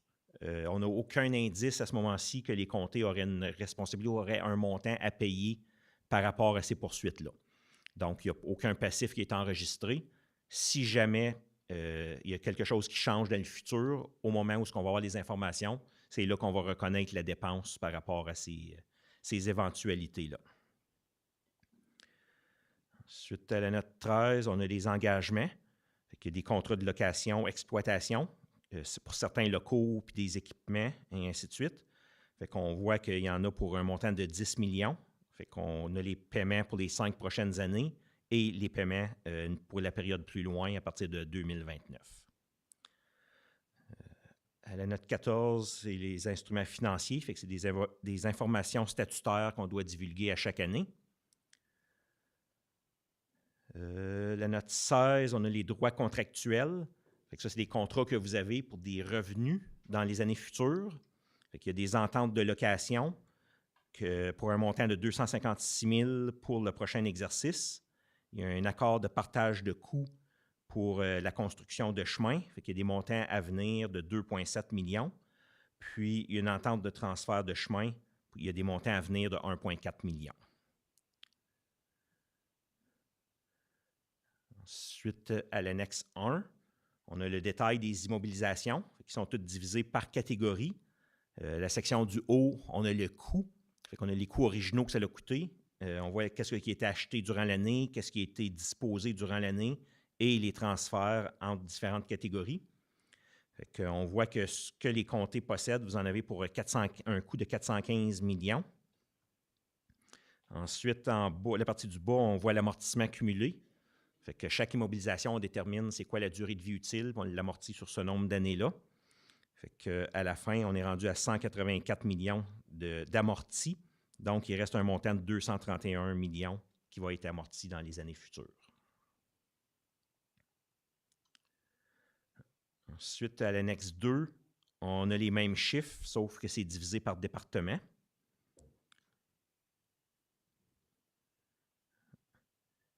Ensuite, la note 3, c'est les excédents accumulés. Quand on a commencé à regarder les états financiers, tantôt, je dis on va voir le détail quand on va arriver à l'annexe 3. C'est là qu'on est rendu à cette fameuse annexe-là. Fait que la portion du haut, on a les réserves et fonds réserves. Fait que, vous aviez 53,6 millions au début de l'année. Vous êtes rendu à 52,2 millions en fin d'année. Fait qu'il y a eu une diminution de 1,4 million. Si on regarde la note en bas, on voit que le surplus en fin d'année était de 2,7 millions. De ce montant-là, il y a 1,2 million, c'est des projets qui ont commencé en 2024, mais qui se sont terminés en 2025. Fait que ça, les montants étaient vraiment attribués spécifiquement à ces projets-là. Fait que si on parle de surplus d'opération de l'année, on parle de 1,5 million, qui ne représente même pas 1% du total de votre budget. Fait que le montant de 2,7 millions a été rajouté aux réserves. Puis malgré ça, vous avez baissé de quand même 1,4 million. Fait que si ça n'avait pas été de ça, vous auriez baissé de 4,5 millions au niveau des réserves. Fait que oui, il y a un surplus, mais vous avez utilisé les réserves de l'autre côté. Fait que si on veut, les comtés sont moins riches en fin d'année versus l'an dernier. Au niveau des montants investis dans les immobilisations, c'est le total des immobilisations nettes moins les dettes qui sont rattachées. Fait que vous en avez pour une valeur de 178 millions. Puis, il y a des projets qui ont été faits et qui ne sont pas encore financés. Fait que ça, vous êtes rendu à 13,4 millions. Fait qu'il y a une augmentation quand même de 3 millions versus l'an passé. Fait que c'est une autre diminution par rapport à l'an passé. Est-ce qu'il y a des questions sur l'annexe 3 avant qu'on continue? Merci, M. Gauthier. Allez-y, M. Riopel. C'est pas sur l'annexe 3, c'est sur l'item numéro 10, way before, là. On va aller à note 10, la note 10. Allez-y, M. Gauthier. Juste par curiosité, pardon. On parle de la contribution à Homers de 596 membres en 2024, puis 489 en 2023. J'ai compté, ils ont engagé 100 quelques personnes dans 20 engagé ou 100 personnes. OK. Non, c'est parce que Bon à savoir. les règles ils ont changé, puis il y a des employés qui étaient à temps partiel, qui étaient non éligibles dans les années précédentes. Puis avec les changements des règles, ils sont devenus éligibles au cours de l'année. Merci beaucoup. Je pense que ça répond à votre question, M. Tarnowski. Moi, ça serait ça serait pour avoir votre opinion sur les congés de maladie à payer. On a augmenté, c'est quand même un petit montant sur la balance du budget au complet, mais ça démontre une augmentation. On est rendu au-dessus de 2 millions. Je pense que c'est 22 qui a monté comparé au salaire qui n'a pas monté d'autant en pourcentage. Est-ce que ça, c'est un risque qu'on devrait adresser ou c'est normal? Ouais. Si on parle du 2 millions, c'est Ouais. les vacances à payer et Oui. non les congés de maladie. Oui, c'est ça que je voulais dire, vacances OK. à payer, oui. OK. Fait que les vacances, ça dépend à quel moment que les employés ont pris leurs vacances. Fait que c'est pas Fait qu'il rien n'y a pas de d'inquiétant risque de notre côté. particulier, là. C'est pas une liability on our side that we need to worry about. C'est un montant qui va être à payer, mais il y a peut-être plus d'employés qui ont pris leurs vacances en janvier, puis l'année passée, ils avaient peut-être pris en décembre. OK, c'est beau. Fait que c'est juste une question de timing, là. OK. Merci. M. Brière. Moi, ma question, c'est concernant le working capital. Je vois des montants comme c'est 16 millions.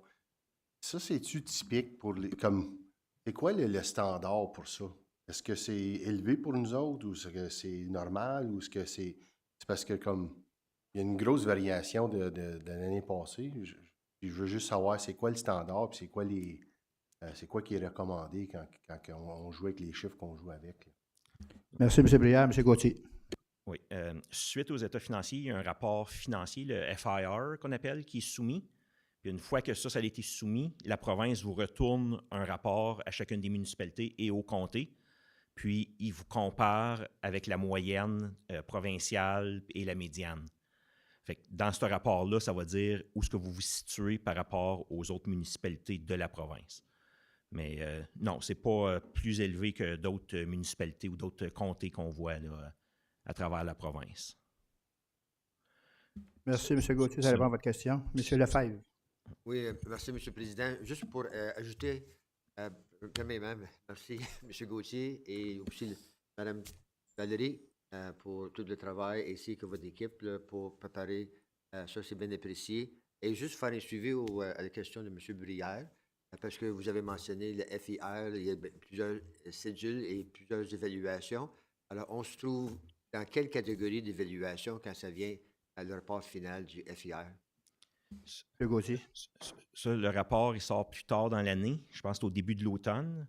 Puis je crois, Mme Parisien, je crois que c'est présenté au Conseil, ce rapport-là. Non, le rapport que vous recevez de la province avec les statistiques pour vous comparer avec les autres municipalités. Non, je ne l'ai pas présenté. Puis peut-être, je sais que peut-être on ne l'a pas présentement, puisqu'on vient juste de faire les états financiers, mais Exactement. l'an passé, on se trouve dans quelle catégorie? Parce que je sais, le ministère du Logement, il identifiait ceux qui étaient à faible risque, et ainsi de suite. Là. Je présume que la catégorie existe toujours, cette évaluation-là? Oui, M. le Président, M. Lefebvre, en termes de réserve, fonds de réserve, on est considéré low risk là, pour considérer les paramètres de la province, sauf qu'on est quand même en deçà de la province quand on se compare à d'autres comtés. Donc, puis effectivement, comme M. Gauthier l'a mentionné, bien qu'on a des réserves et fonds de réserve assez élevés, là, ils sont utilisés pleinement. Puis je veux vous rappeler qu'au budget 2025, on anticipe en prendre énormément. Puis on a aussi transféré presque 5 millions du fonds de roulement dans une nouvelle réserve pour notre plan de gestion des biens. Donc, il ne faut juste pas oublier que ça, c'est le portrait au 31 décembre. Mais depuis que le budget est adopté en novembre dernier, la situation a énormément changé. Puis elle risque de changer davantage suite à l'analyse que je suis en train de faire conjointement avec M. Bouchard au niveau du plan de gestion des biens, parce qu'on est essentiellement en train de réévaluer comment est-ce qu'on rend flou nos réserves et fonds de réserve et les mécanismes derrière tout ça.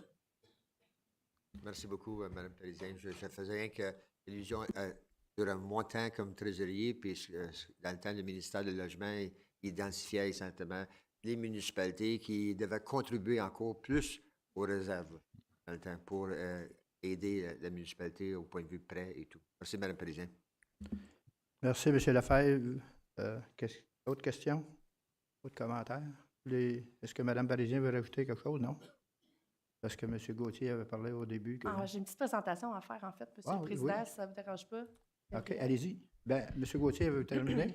On a fini avec les questions? Il y avait quelques annexes, mais je pense que je les avais toutes eues. Donc, il y avait les fonds de la résidence là, qui suivent, là, mais c'est présenté à allez-y. titre d'information. Fait que, Ah, Je oui? vais laisser M. Gauthier terminer sa présentation, puis je vais ensuite OK. renchérir là-dessus. Allez-y, M. Gauthier. OK. Il y a juste quelques annexes qui restent. Donc, à l'annexe 4, on a la variation des réserves dans l'année. Fait qu'on voit que ça leur a apporté des intérêts de 874 000 $. Puis, il y a eu une réduction des transferts aux résultats de 2,2 millions. Ensuite, à l'annexe 5, on a les charges par nature. Fait que c'est les mêmes dépenses qu'on a vues dans l'état des résultats, sauf qu'ils sont présentés différemment.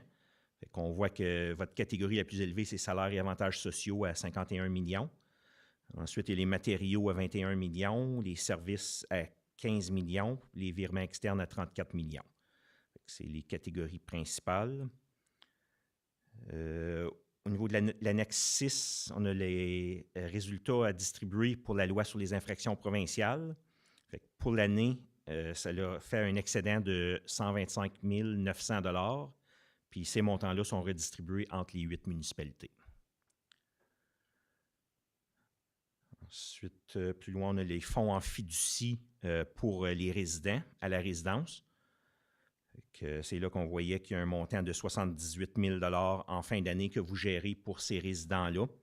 Puis, on a l'état de la situation financière, donc on voit le compte de banque et certains comptes à payer de 6 000 $. C'est ça qui fait le tour des états financiers.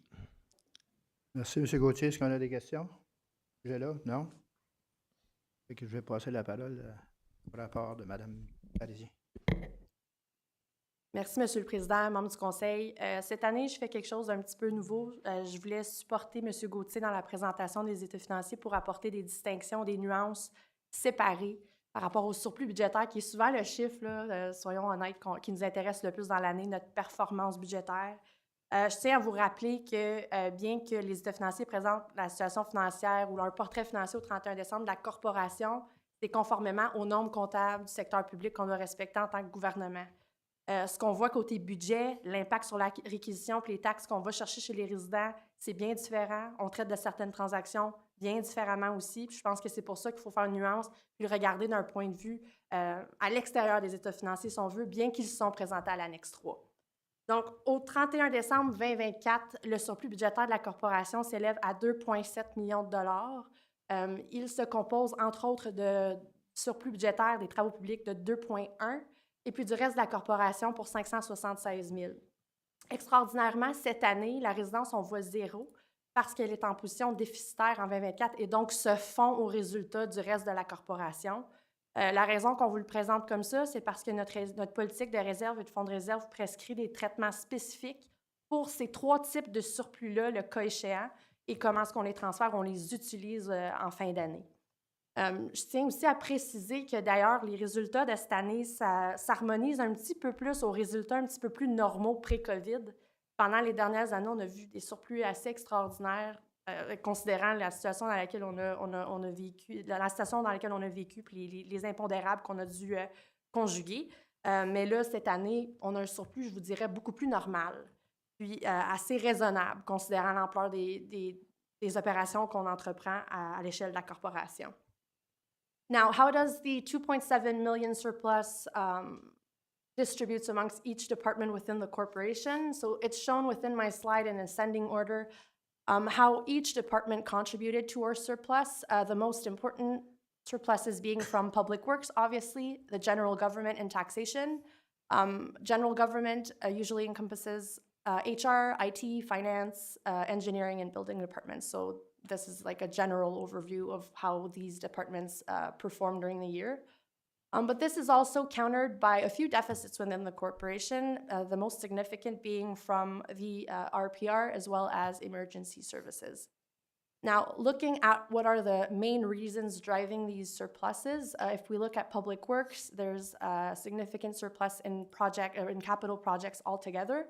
But most of those projects are rebudgeted in 2025, and so they're uncompleted projects. But due to the volume of capital projects, a lot of operational projects weren't underdone, which explains an important part of that surplus. There were also some surpluses in supplies. The weather was less demanding in terms of winter maintenance, and we've seen a rise in our salt supply and our inventory at year-end. There were also surpluses in gas. That's a very subject to high volatility in pricing and due to consumption, so that may change quite significantly year over year.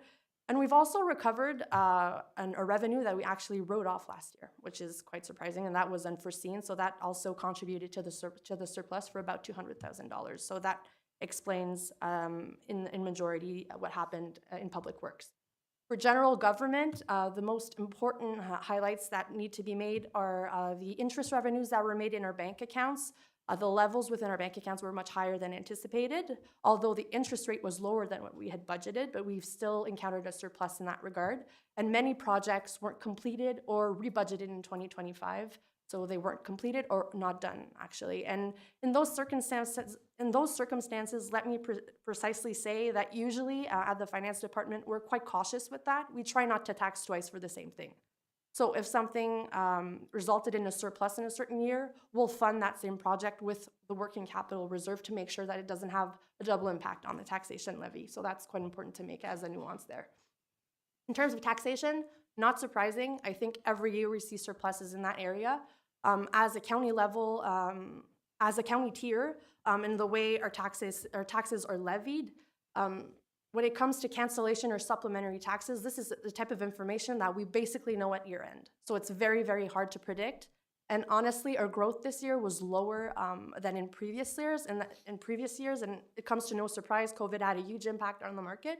We're kind of seeing some normal levels at this point, but we still have encountered a surplus of $300,000 roughly in that regard. Now, looking at deficits, very high level for the Prescott-Russell residents, it's basically because we anticipated to move in the new facility about mid-June. Most of the funding envelope for that department is based on the number of beds we have, and obviously with our new facility, we have 224 beds versus 146 at our current facility. So we had budgeted accordingly, and we saw a big dip in revenues because we haven't moved in that new facility yet. And in terms of the emergency services department, the major impact there is regarding the WSIB claims that we've seen during the year, as well as the actuarial report that wasn't updated at the time the budget was made. So there was a big adjustment that impacted the results of that department specifically. Donc, quand on regarde plus overall, en fait, en termes de type de dépenses, encore une fois, c'est pas une surprise. On voit le plus gros impact au niveau des salaires et bénéfices, bien que c'est souvent les mêmes raisons qui l'expliquent, donc des corps non remplacés, des congés de maternité, d'invalidité, des choses comme ça.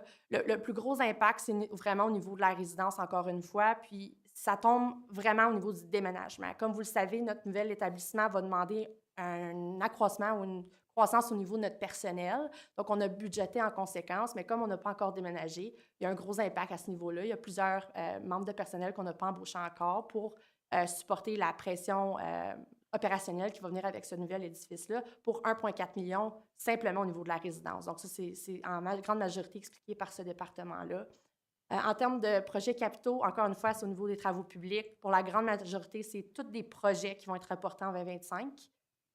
Pour les frais d'utilité, donc électricité, gaz, eau et égout, encore une fois, la nouvelle résidence. Plus gros édifice, plus grande superficie, on a estimé des plus gros coûts, puis on n'est pas aménagé encore, donc des surplus à ce niveau-là, c'est pas plus compliqué que ça. En termes de frais professionnels, pour la grande majorité, encore une fois, c'est des projets qui n'ont pas été complétés. Par exemple, le Municipal Service Delivery Review, ça n'a pas complètement été dépensé. Il y a un Privacy Assessment, pardonnez-moi l'anglicisme, au niveau du département de l'administration qui n'a pas été fait. Certains projets au niveau des RH, des griefs qu'on a prévus, des frais professionnels légaux, mais qu'on n'a pas encourus, puis que ça, c'est très dépendant du type d'activité qui va se passer dans l'année. Donc, c'est encore une fois des choses qui sont hors de notre contrôle, mais qu'on prévoit parce que ça fait partie de nos frais opérationnels pour le département comme tel. Pour la fourniture et le gaz, ça tombe surtout au niveau de travaux publics, encore une fois, température plus clémente, prix plus volatile, dépendant de la consommation. Et puis finalement, je vais sauter tout de suite aux frais de CESPAT pour les mêmes raisons, encore une fois. Ça impacte normalement beaucoup plus la résidence puis les services d'urgence. C'est les deux départements qui ont énormément de staff. Il y a un petit peu plus de réclamations côté santé mentale, long terme. On a des embauches de nouveaux personnels, donc ça l'augmente. La COVID aussi a impacté les taux qu'on paye. Donc, tout ça, amalgamé, a créé un déficit d'1,4 au niveau de ce poste budgétaire-là. Now, As previously mentioned by Monsieur Gauthier, usually when we incur a surplus, there's a certain amount of that surplus that's committed in the 2025 budget. This has already been explained previously, but amongst the 2.7 million surplus, 1.1 is committed, both for operational and capital reasons. So we're talking about our repairs and maintenance for certain facilities, certain jobs for public works that were previously reported to council and were rebudgeted in 2025. The move for the residents also has impacted operationally the corporation. And in terms of capital projects, again, public works is concerned here. Donc, finalement, conformément à nos politiques et comme reflété dans nos états financiers, le surplus opérationnel de la corporation en général a été transféré au fonds de roulement de la corpo. Et puis, le surplus des travaux publics a été transféré au fonds linéaire, au fonds de réserve pour les actifs linéaires, donc nos chemins, nos plus grosses infrastructures. Je tiens à préciser aussi qu'au niveau des travaux publics, bien que le surplus est important puis il explique la majorité de ce qui s'est passé cette année, les surplus budgétaires de ce département-là, c'est la seule façon qu'on renfloue le fonds de réserve des fonds linéaires. On ne renfloue pas comme on le fait typiquement pour les réserves, fonds de réserve qu'on fait pour nos actifs, ou est-ce qu'on renfloue un petit peu plus mécaniquement en fonction de la durée de vie de nos actifs pour, pardonnez-moi l'anglicisme, streamliner ou rationaliser la dépense. C'est juste le surplus des travaux publics qui fait qu'on renfloue le fonds de réserve pour ce département-là comme tel. Puis en 2025, on a utilisé 2,9 millions de ce fonds de réserve-là pour financer les projets capitaux prévus. Donc, on est allé bien au-delà de ce que le surplus représente en 2024. Donc, en général, c'est les explications que je voulais apporter. Je suis libre à prendre les questions. Puis les chefs ici aussi sont ici pour répondre à vos questions si vous en avez. Mais je trouvais que c'était important de vous apporter un peu plus de contexte pour vraiment comprendre la performance budgétaire de la corporation. Puis, bien honnêtement, encourager un surplus bien raisonnable considérant l'ampleur des opérations de la corpo. Donc, merci, Monsieur le Président, membre du Conseil, puis je peux prendre les questions s'il y en a. Merci, Mme Parisien. Excellent rapport. Là. Je pense qu'on avait besoin de ça. Est-ce qu'il y a des questions? Oui, M. Tarnowski. Merci, Monsieur le Président. Just to make sure that I understand properly, in terms of the surpluses, I understand the argument for the public works surplus to be transferred to linear asset reserves. Can you just explain the working capital reserve piece? Because most of our reserves there have a process to be funded. And so I just want to know the value in moving it there as opposed to, say, redistributing. And I understand it's per policy as well. So if you can just clarify that for me, that'd be great. Thank you. Yeah, Madame Parisien. Mr. Warden, Mr. Tarnowski. Simply put, our policy currently states that the general surplus, so the surpluses encountered in all of the departments, excluding the residents and public works, is transferred to the working capital reserve. That's it. That's how it's currently replenished. To kind of answer Mr. Briat's question in terms of our levels of working capital, we always try to maintain levels that can address our short-term liabilities or commitments. That's kind of like best practice in terms of how we do that. But historically, we've always replenished that specific reserves with the general surpluses. But we are reevaluating, obviously, this. I've talked about this during budget discussions, and we're currently updating our asset management plan. And following that exercise, I'm actually going to go through how we replenish most of our reserves and make sure that they address our current needs. But simply put, that's how it works, if this answers your question. Merci, Mme Parisien. Ça répond à votre question. Monsieur Parisien, DG. Merci, Monsieur le Président, membre du Conseil. Si vous me permettez ce commentaire-là, c'est que le processus budgétaire, ce n'est pas une science exacte. Comme vous avez constaté depuis que vous siégez ici, il y a des années où les surplus sont plus élevés, sont moins élevés. Cette année, le surplus est plus normal. Mais ce qui rend la chose encore plus exceptionnelle ou anormale, si je puis dire, c'est qu'on n'est pas post-COVID. On vient de terminer un projet de construction de 90 millions. On n'est pas sûr quand encore on va déménager dans une nouvelle résidence, puis on n'a pas encore opéré cette résidence-là pour les 12 derniers mois. Donc, moi, ce que je veux dire, c'est que je veux féliciter toute notre équipe, mais surtout l'équipe des finances, là, qui a dû composer avec tous ces paramètres-là, les intangibles qu'on a eus. I've had some sleepless nights, believe me. It's my 23rd year. It's my 23rd reveal of the financial statements. I don't know how many times I call up our treasurer and say, what are we looking at? You know, are we in a surplus mode deficit? It's never an easy burden to sustain. Mais je dois vous avouer qu'avec l'équipe qu'on a en place, ça en enlève beaucoup de poids à toutes ces nuits à penser à ça. Puis je suis pas en train de faire la victime ici, c'est pas ça que je vous dis, là, mais écoutez, j'en ai des moments où je me re-questionne, puis je me dis en moi-même, on est chanceux d'avoir une équipe au niveau des finances aussi performante et aussi compétente. Donc, je tiens à les féliciter. It may sound self-serving, it's not at all. It's from the heart. I really am thankful that we have all these people working for us, and I just wanted to say that. Merci, M. Parisien. Je pense que on peut dire toute la même chose. Est-ce qu'il y a d'autres questions, d'autres commentaires? Sinon, ben, allez-y, Mme Parisien. En fait, M. le Président, membre du Conseil, je veux juste féliciter mon équipe. Moi, je n'ai pas été là pour la grande majorité de l'année, en 2024.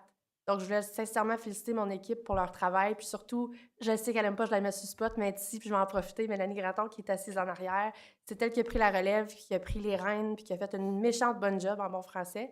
Et donc, je voulais sincèrement féliciter mon équipe pour tout leur travail là-dessus, parce que c'est surtout à eux que le mérite revient, honnêtement. Merci beaucoup, Mme Parisien. Je me suis permis tantôt d'aller saluer Madame puis la féliciter pour son travail cette année. C'était quand même pas facile. Autre question, autre commentaire? Non? Bien, écoutez, je veux remercier M. Gauthier, Mme Parisien pour leur excellent rapport cette année. Fait qu'on va passer à la résolution. Qu'il soit résolu que le Conseil des comtés unis de Prescott-Russell reçoive les états financiers vérifiés pour l'exercice terminé le 31 décembre 2024, tel que présenté. Un proposeur, un appuyeur. M. Zant, M. Tarnowski, tous en faveur? C'est adopté. On passe maintenant à l'item 6. Et le point de consentement. Je vais vous lire la résolution. Je ne sais pas s'il y en a des points en particulier que vous voulez discuter. Il soit résolu que les points de consentement soient adoptés tels que présentés. J'ai besoin d'un proposeur et d'un appuyeur. M. Lefebvre, M. Tarnowski, tous en faveur? C'est adopté. On passe maintenant à l'item 7. Avis de motion et résolution écrite des membres 7.1.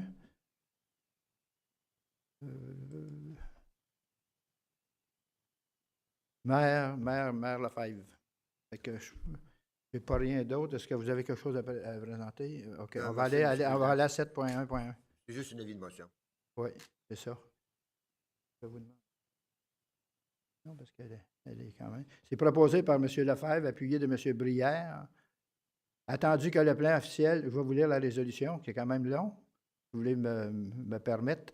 Attendu que le plan officiel des comtés unis de Prescott-Russell, plus précisément la section 3, politique d'infrastructure, fait référence à la construction et à l'entretien des routes, des ponts, et des structures et des lignes de chemin de fer nécessaires aux services de transport et que l'objectif de ces politiques est d'assurer que des services d'infrastructure efficaces soient fournis par le palier du gouvernement approprié et attendu que le plan officiel des comtés unis stipule en outre que les grandes collectrices sont les chemins de comté et ont la capacité d'acheminer de grands volumes de trafic qui relient deux ou plusieurs communautés ou qui font partie intégrante de ce réseau de transport provincial.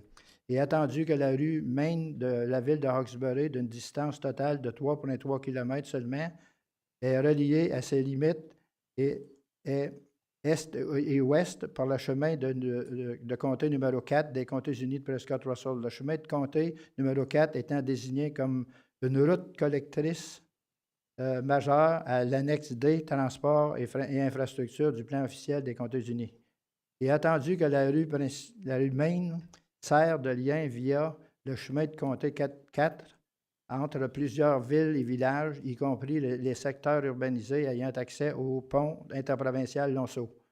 Et attendu que la rue Main fait partie des réseaux de transport essentiels et qu'elle est reliée via la rue McGill qui est en lien provincial au chemin de comté 17, y compris les autoroutes provinciales 34 et 417, et attendu que le réseau routier des Comtés-Unis décompté à une distance totale de 581,25 km de route reliant et desservant la communauté et que son but est également de fonctionner comme une partie intégrante du réseau de transport provincial. Et attendu que l'annexe A1, plan officiel des comtés intitulé Région de peuplement, prévoit des chemins de comté reliant et desservant toutes les villes, tous les villages et tous les hameaux des Comtés-Unis de Prescott-Russell, à l'exception de la ville de Hawkesbury qui n'a pas de chemin de comté dans sa juridiction. Et attendu que la rue Main de la ville de Hawkesbury se qualifie et satisfait tous les critères pour être désigné comme chemin de comté, il est corroboré par un rapport détaillé intitulé Transfert de la rue Main, ville de Hawkesbury, au système des routiers des Comtés-Unis de Prescott-Russell, déposé auprès de la secrétaire des Comtés-Unis et fourni tous les membres du Conseil. Par conséquent, qu'il soit résolu que la rue Main dans la ville de Hawkesbury soit désignée comme chemin de comté et fasse partie du réseau routier des Comtés-Unis de Prescott-Russell en vigueur le 1er janvier 2026. J'ai un proposeur, un appuyeur. Discussion, commentaire. On va aller tantôt. Je crois, Oui. Monsieur le Président, que c'est une avis de motion qui va être discutée à la prochaine Assemblée régulière, soit le 28 mai, si je ne me trompe pas. Merci beaucoup. Merci beaucoup, M. Lefebvre. Merci, Monsieur le Président. Fait qu'on passe maintenant à l'item 8, rapport des départements. 8.1, travaux publics.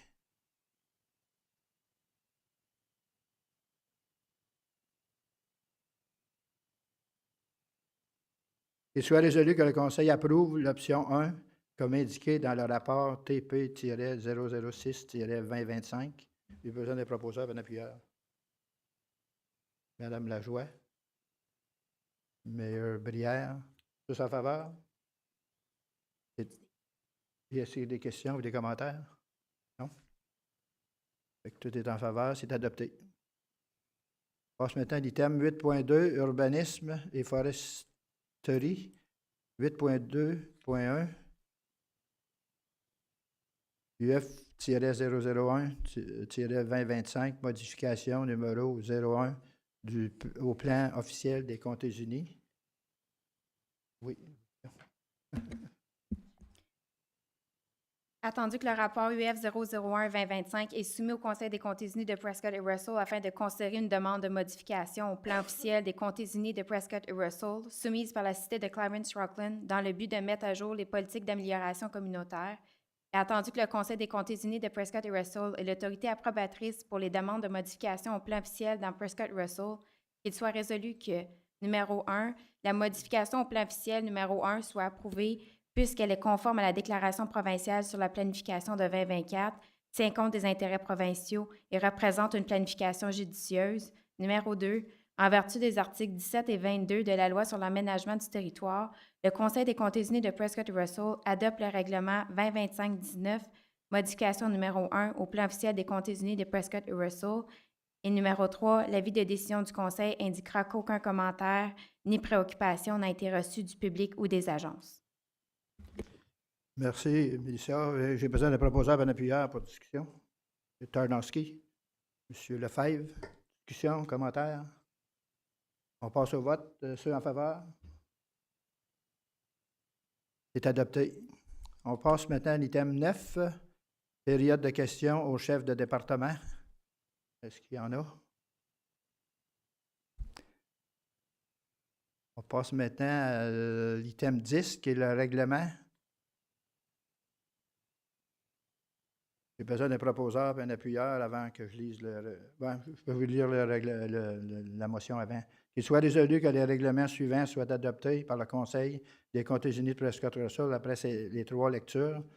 2025-17 pour autoriser la conclusion de l'entente de service 2025-2026 conformément à l'entente de transport communautaire avec Carrefour Health and Community Services. 2025-18 pour autoriser une entente de proposition de reconstruction entre la municipalité de Castleman, la Corporation de la municipalité de la Nation et la Corporation des Comtés unis de Prescott-Russell. 2025-19 pour adopter la modification numéro 01 au plan officiel des Comtés unis de Prescott-Russell. 2025-20 pour modifier le règlement 2024-19 pour règlement pour 2023, pardon, 19 au règlement pour établir, pour exiger le paiement des droits et des frais. Et 2025-21 pour autoriser la prolongation de l'entente de service entre Collier Project Leaders Incorporated et la Corporation des Comtés unis de Prescott-Russell pour le service de gestion de projet pour les projets de réaménagement de la résidence Prescott-Russell. J'ai besoin d'un proposeur, un appuyeur pour discussion. Madame Lajoie. M. Tarnowski. Discussion, commentaire, non. En première lecture. En deuxième lecture. Troisième lecture. C'est adopté. J'ai besoin d'une résolution maintenant pour aller en huis clos. J'ai besoin d'un proposeur, un appuyeur. M. Tarnowski. M. Brière. Tous en faveur? Oui. Oui, c'est oui, oui, c'est non. Donc, il soit résolu que le Conseil poursuive à huis clos à 11h13 pour les points suivants. 11.1, procès-verbal de la réunion ordinaire du Conseil à huis clos en date du 26 mars 2025. 11.2, rapport CMN 001-2025, exigence en matière d'assurance pour les bénéficiaires du programme de signalisation touristique de Prescott-Russell en vertu du paragraphe 239.2 de la loi de 2001 sur les municipalités. 11.3, candidat au conseil d'administration de la navigation communautaire de l'Est ontarien en vertu des paragraphes 239.2b de la loi de 2001 sur les municipalités. Et 11.4, étude de l'utilisation des casernes de pompiers en vertu des paragraphes 239.2a et d de la loi de 2001 sur les municipalités. On a voté, on est tous en faveur. M. Tarnowski, M. Brière.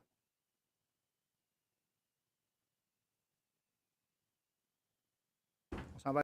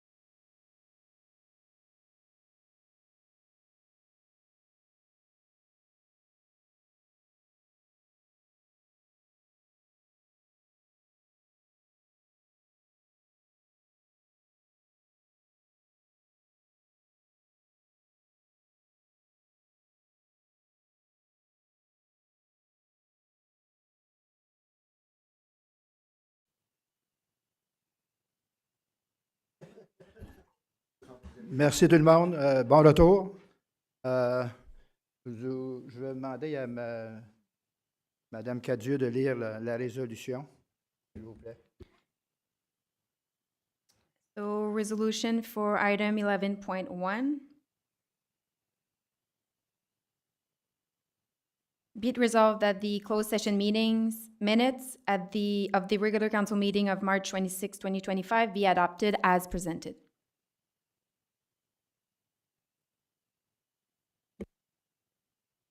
Proposeur, M. Zant, M. Lefebvre, tous en faveur? C'est adopté. On se mettant à la... Oui, vas-y. OK. La résolution du point 11.2 du huis clos, qu'il soit résolu que le Conseil approuve l'option 1 telle qu'énoncée dans le rapport CMN 001-2025, soit que le Conseil 1 accorde une dérogation exemptant les bénéficiaires du programme en ce qui a trait aux exigences en matière d'assurance prévues au paragraphe 27.1 de la politique d'approvisionnement ADM 019, incluant les sous-paragraphes 27.1.1, 27.1.2, 27.1.3, 27.1.4 et 27.1.5.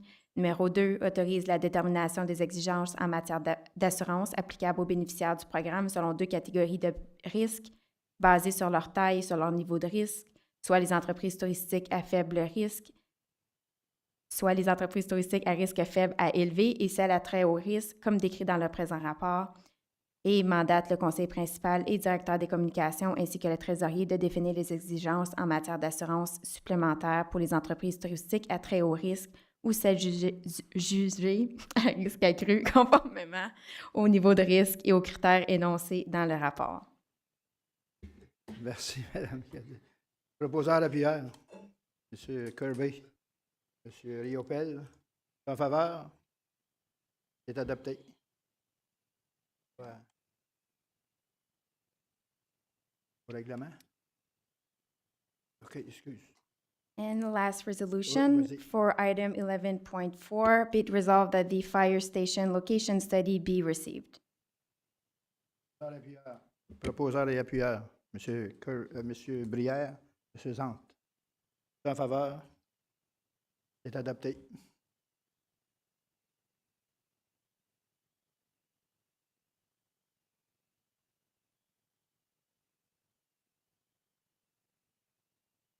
Passe maintenant à l'item 12, qui est un règlement, qu'il soit résolu que le Conseil adopte le règlement 2025-22 afin de ratifier toutes les mesures, toutes les recommandations prises au rapport, aux résolutions et au règlement de la réunion ordinaire du Conseil du 23 avril 2025 après ces 3 lectures. Proposeur appuyeur, M. Riopel, M.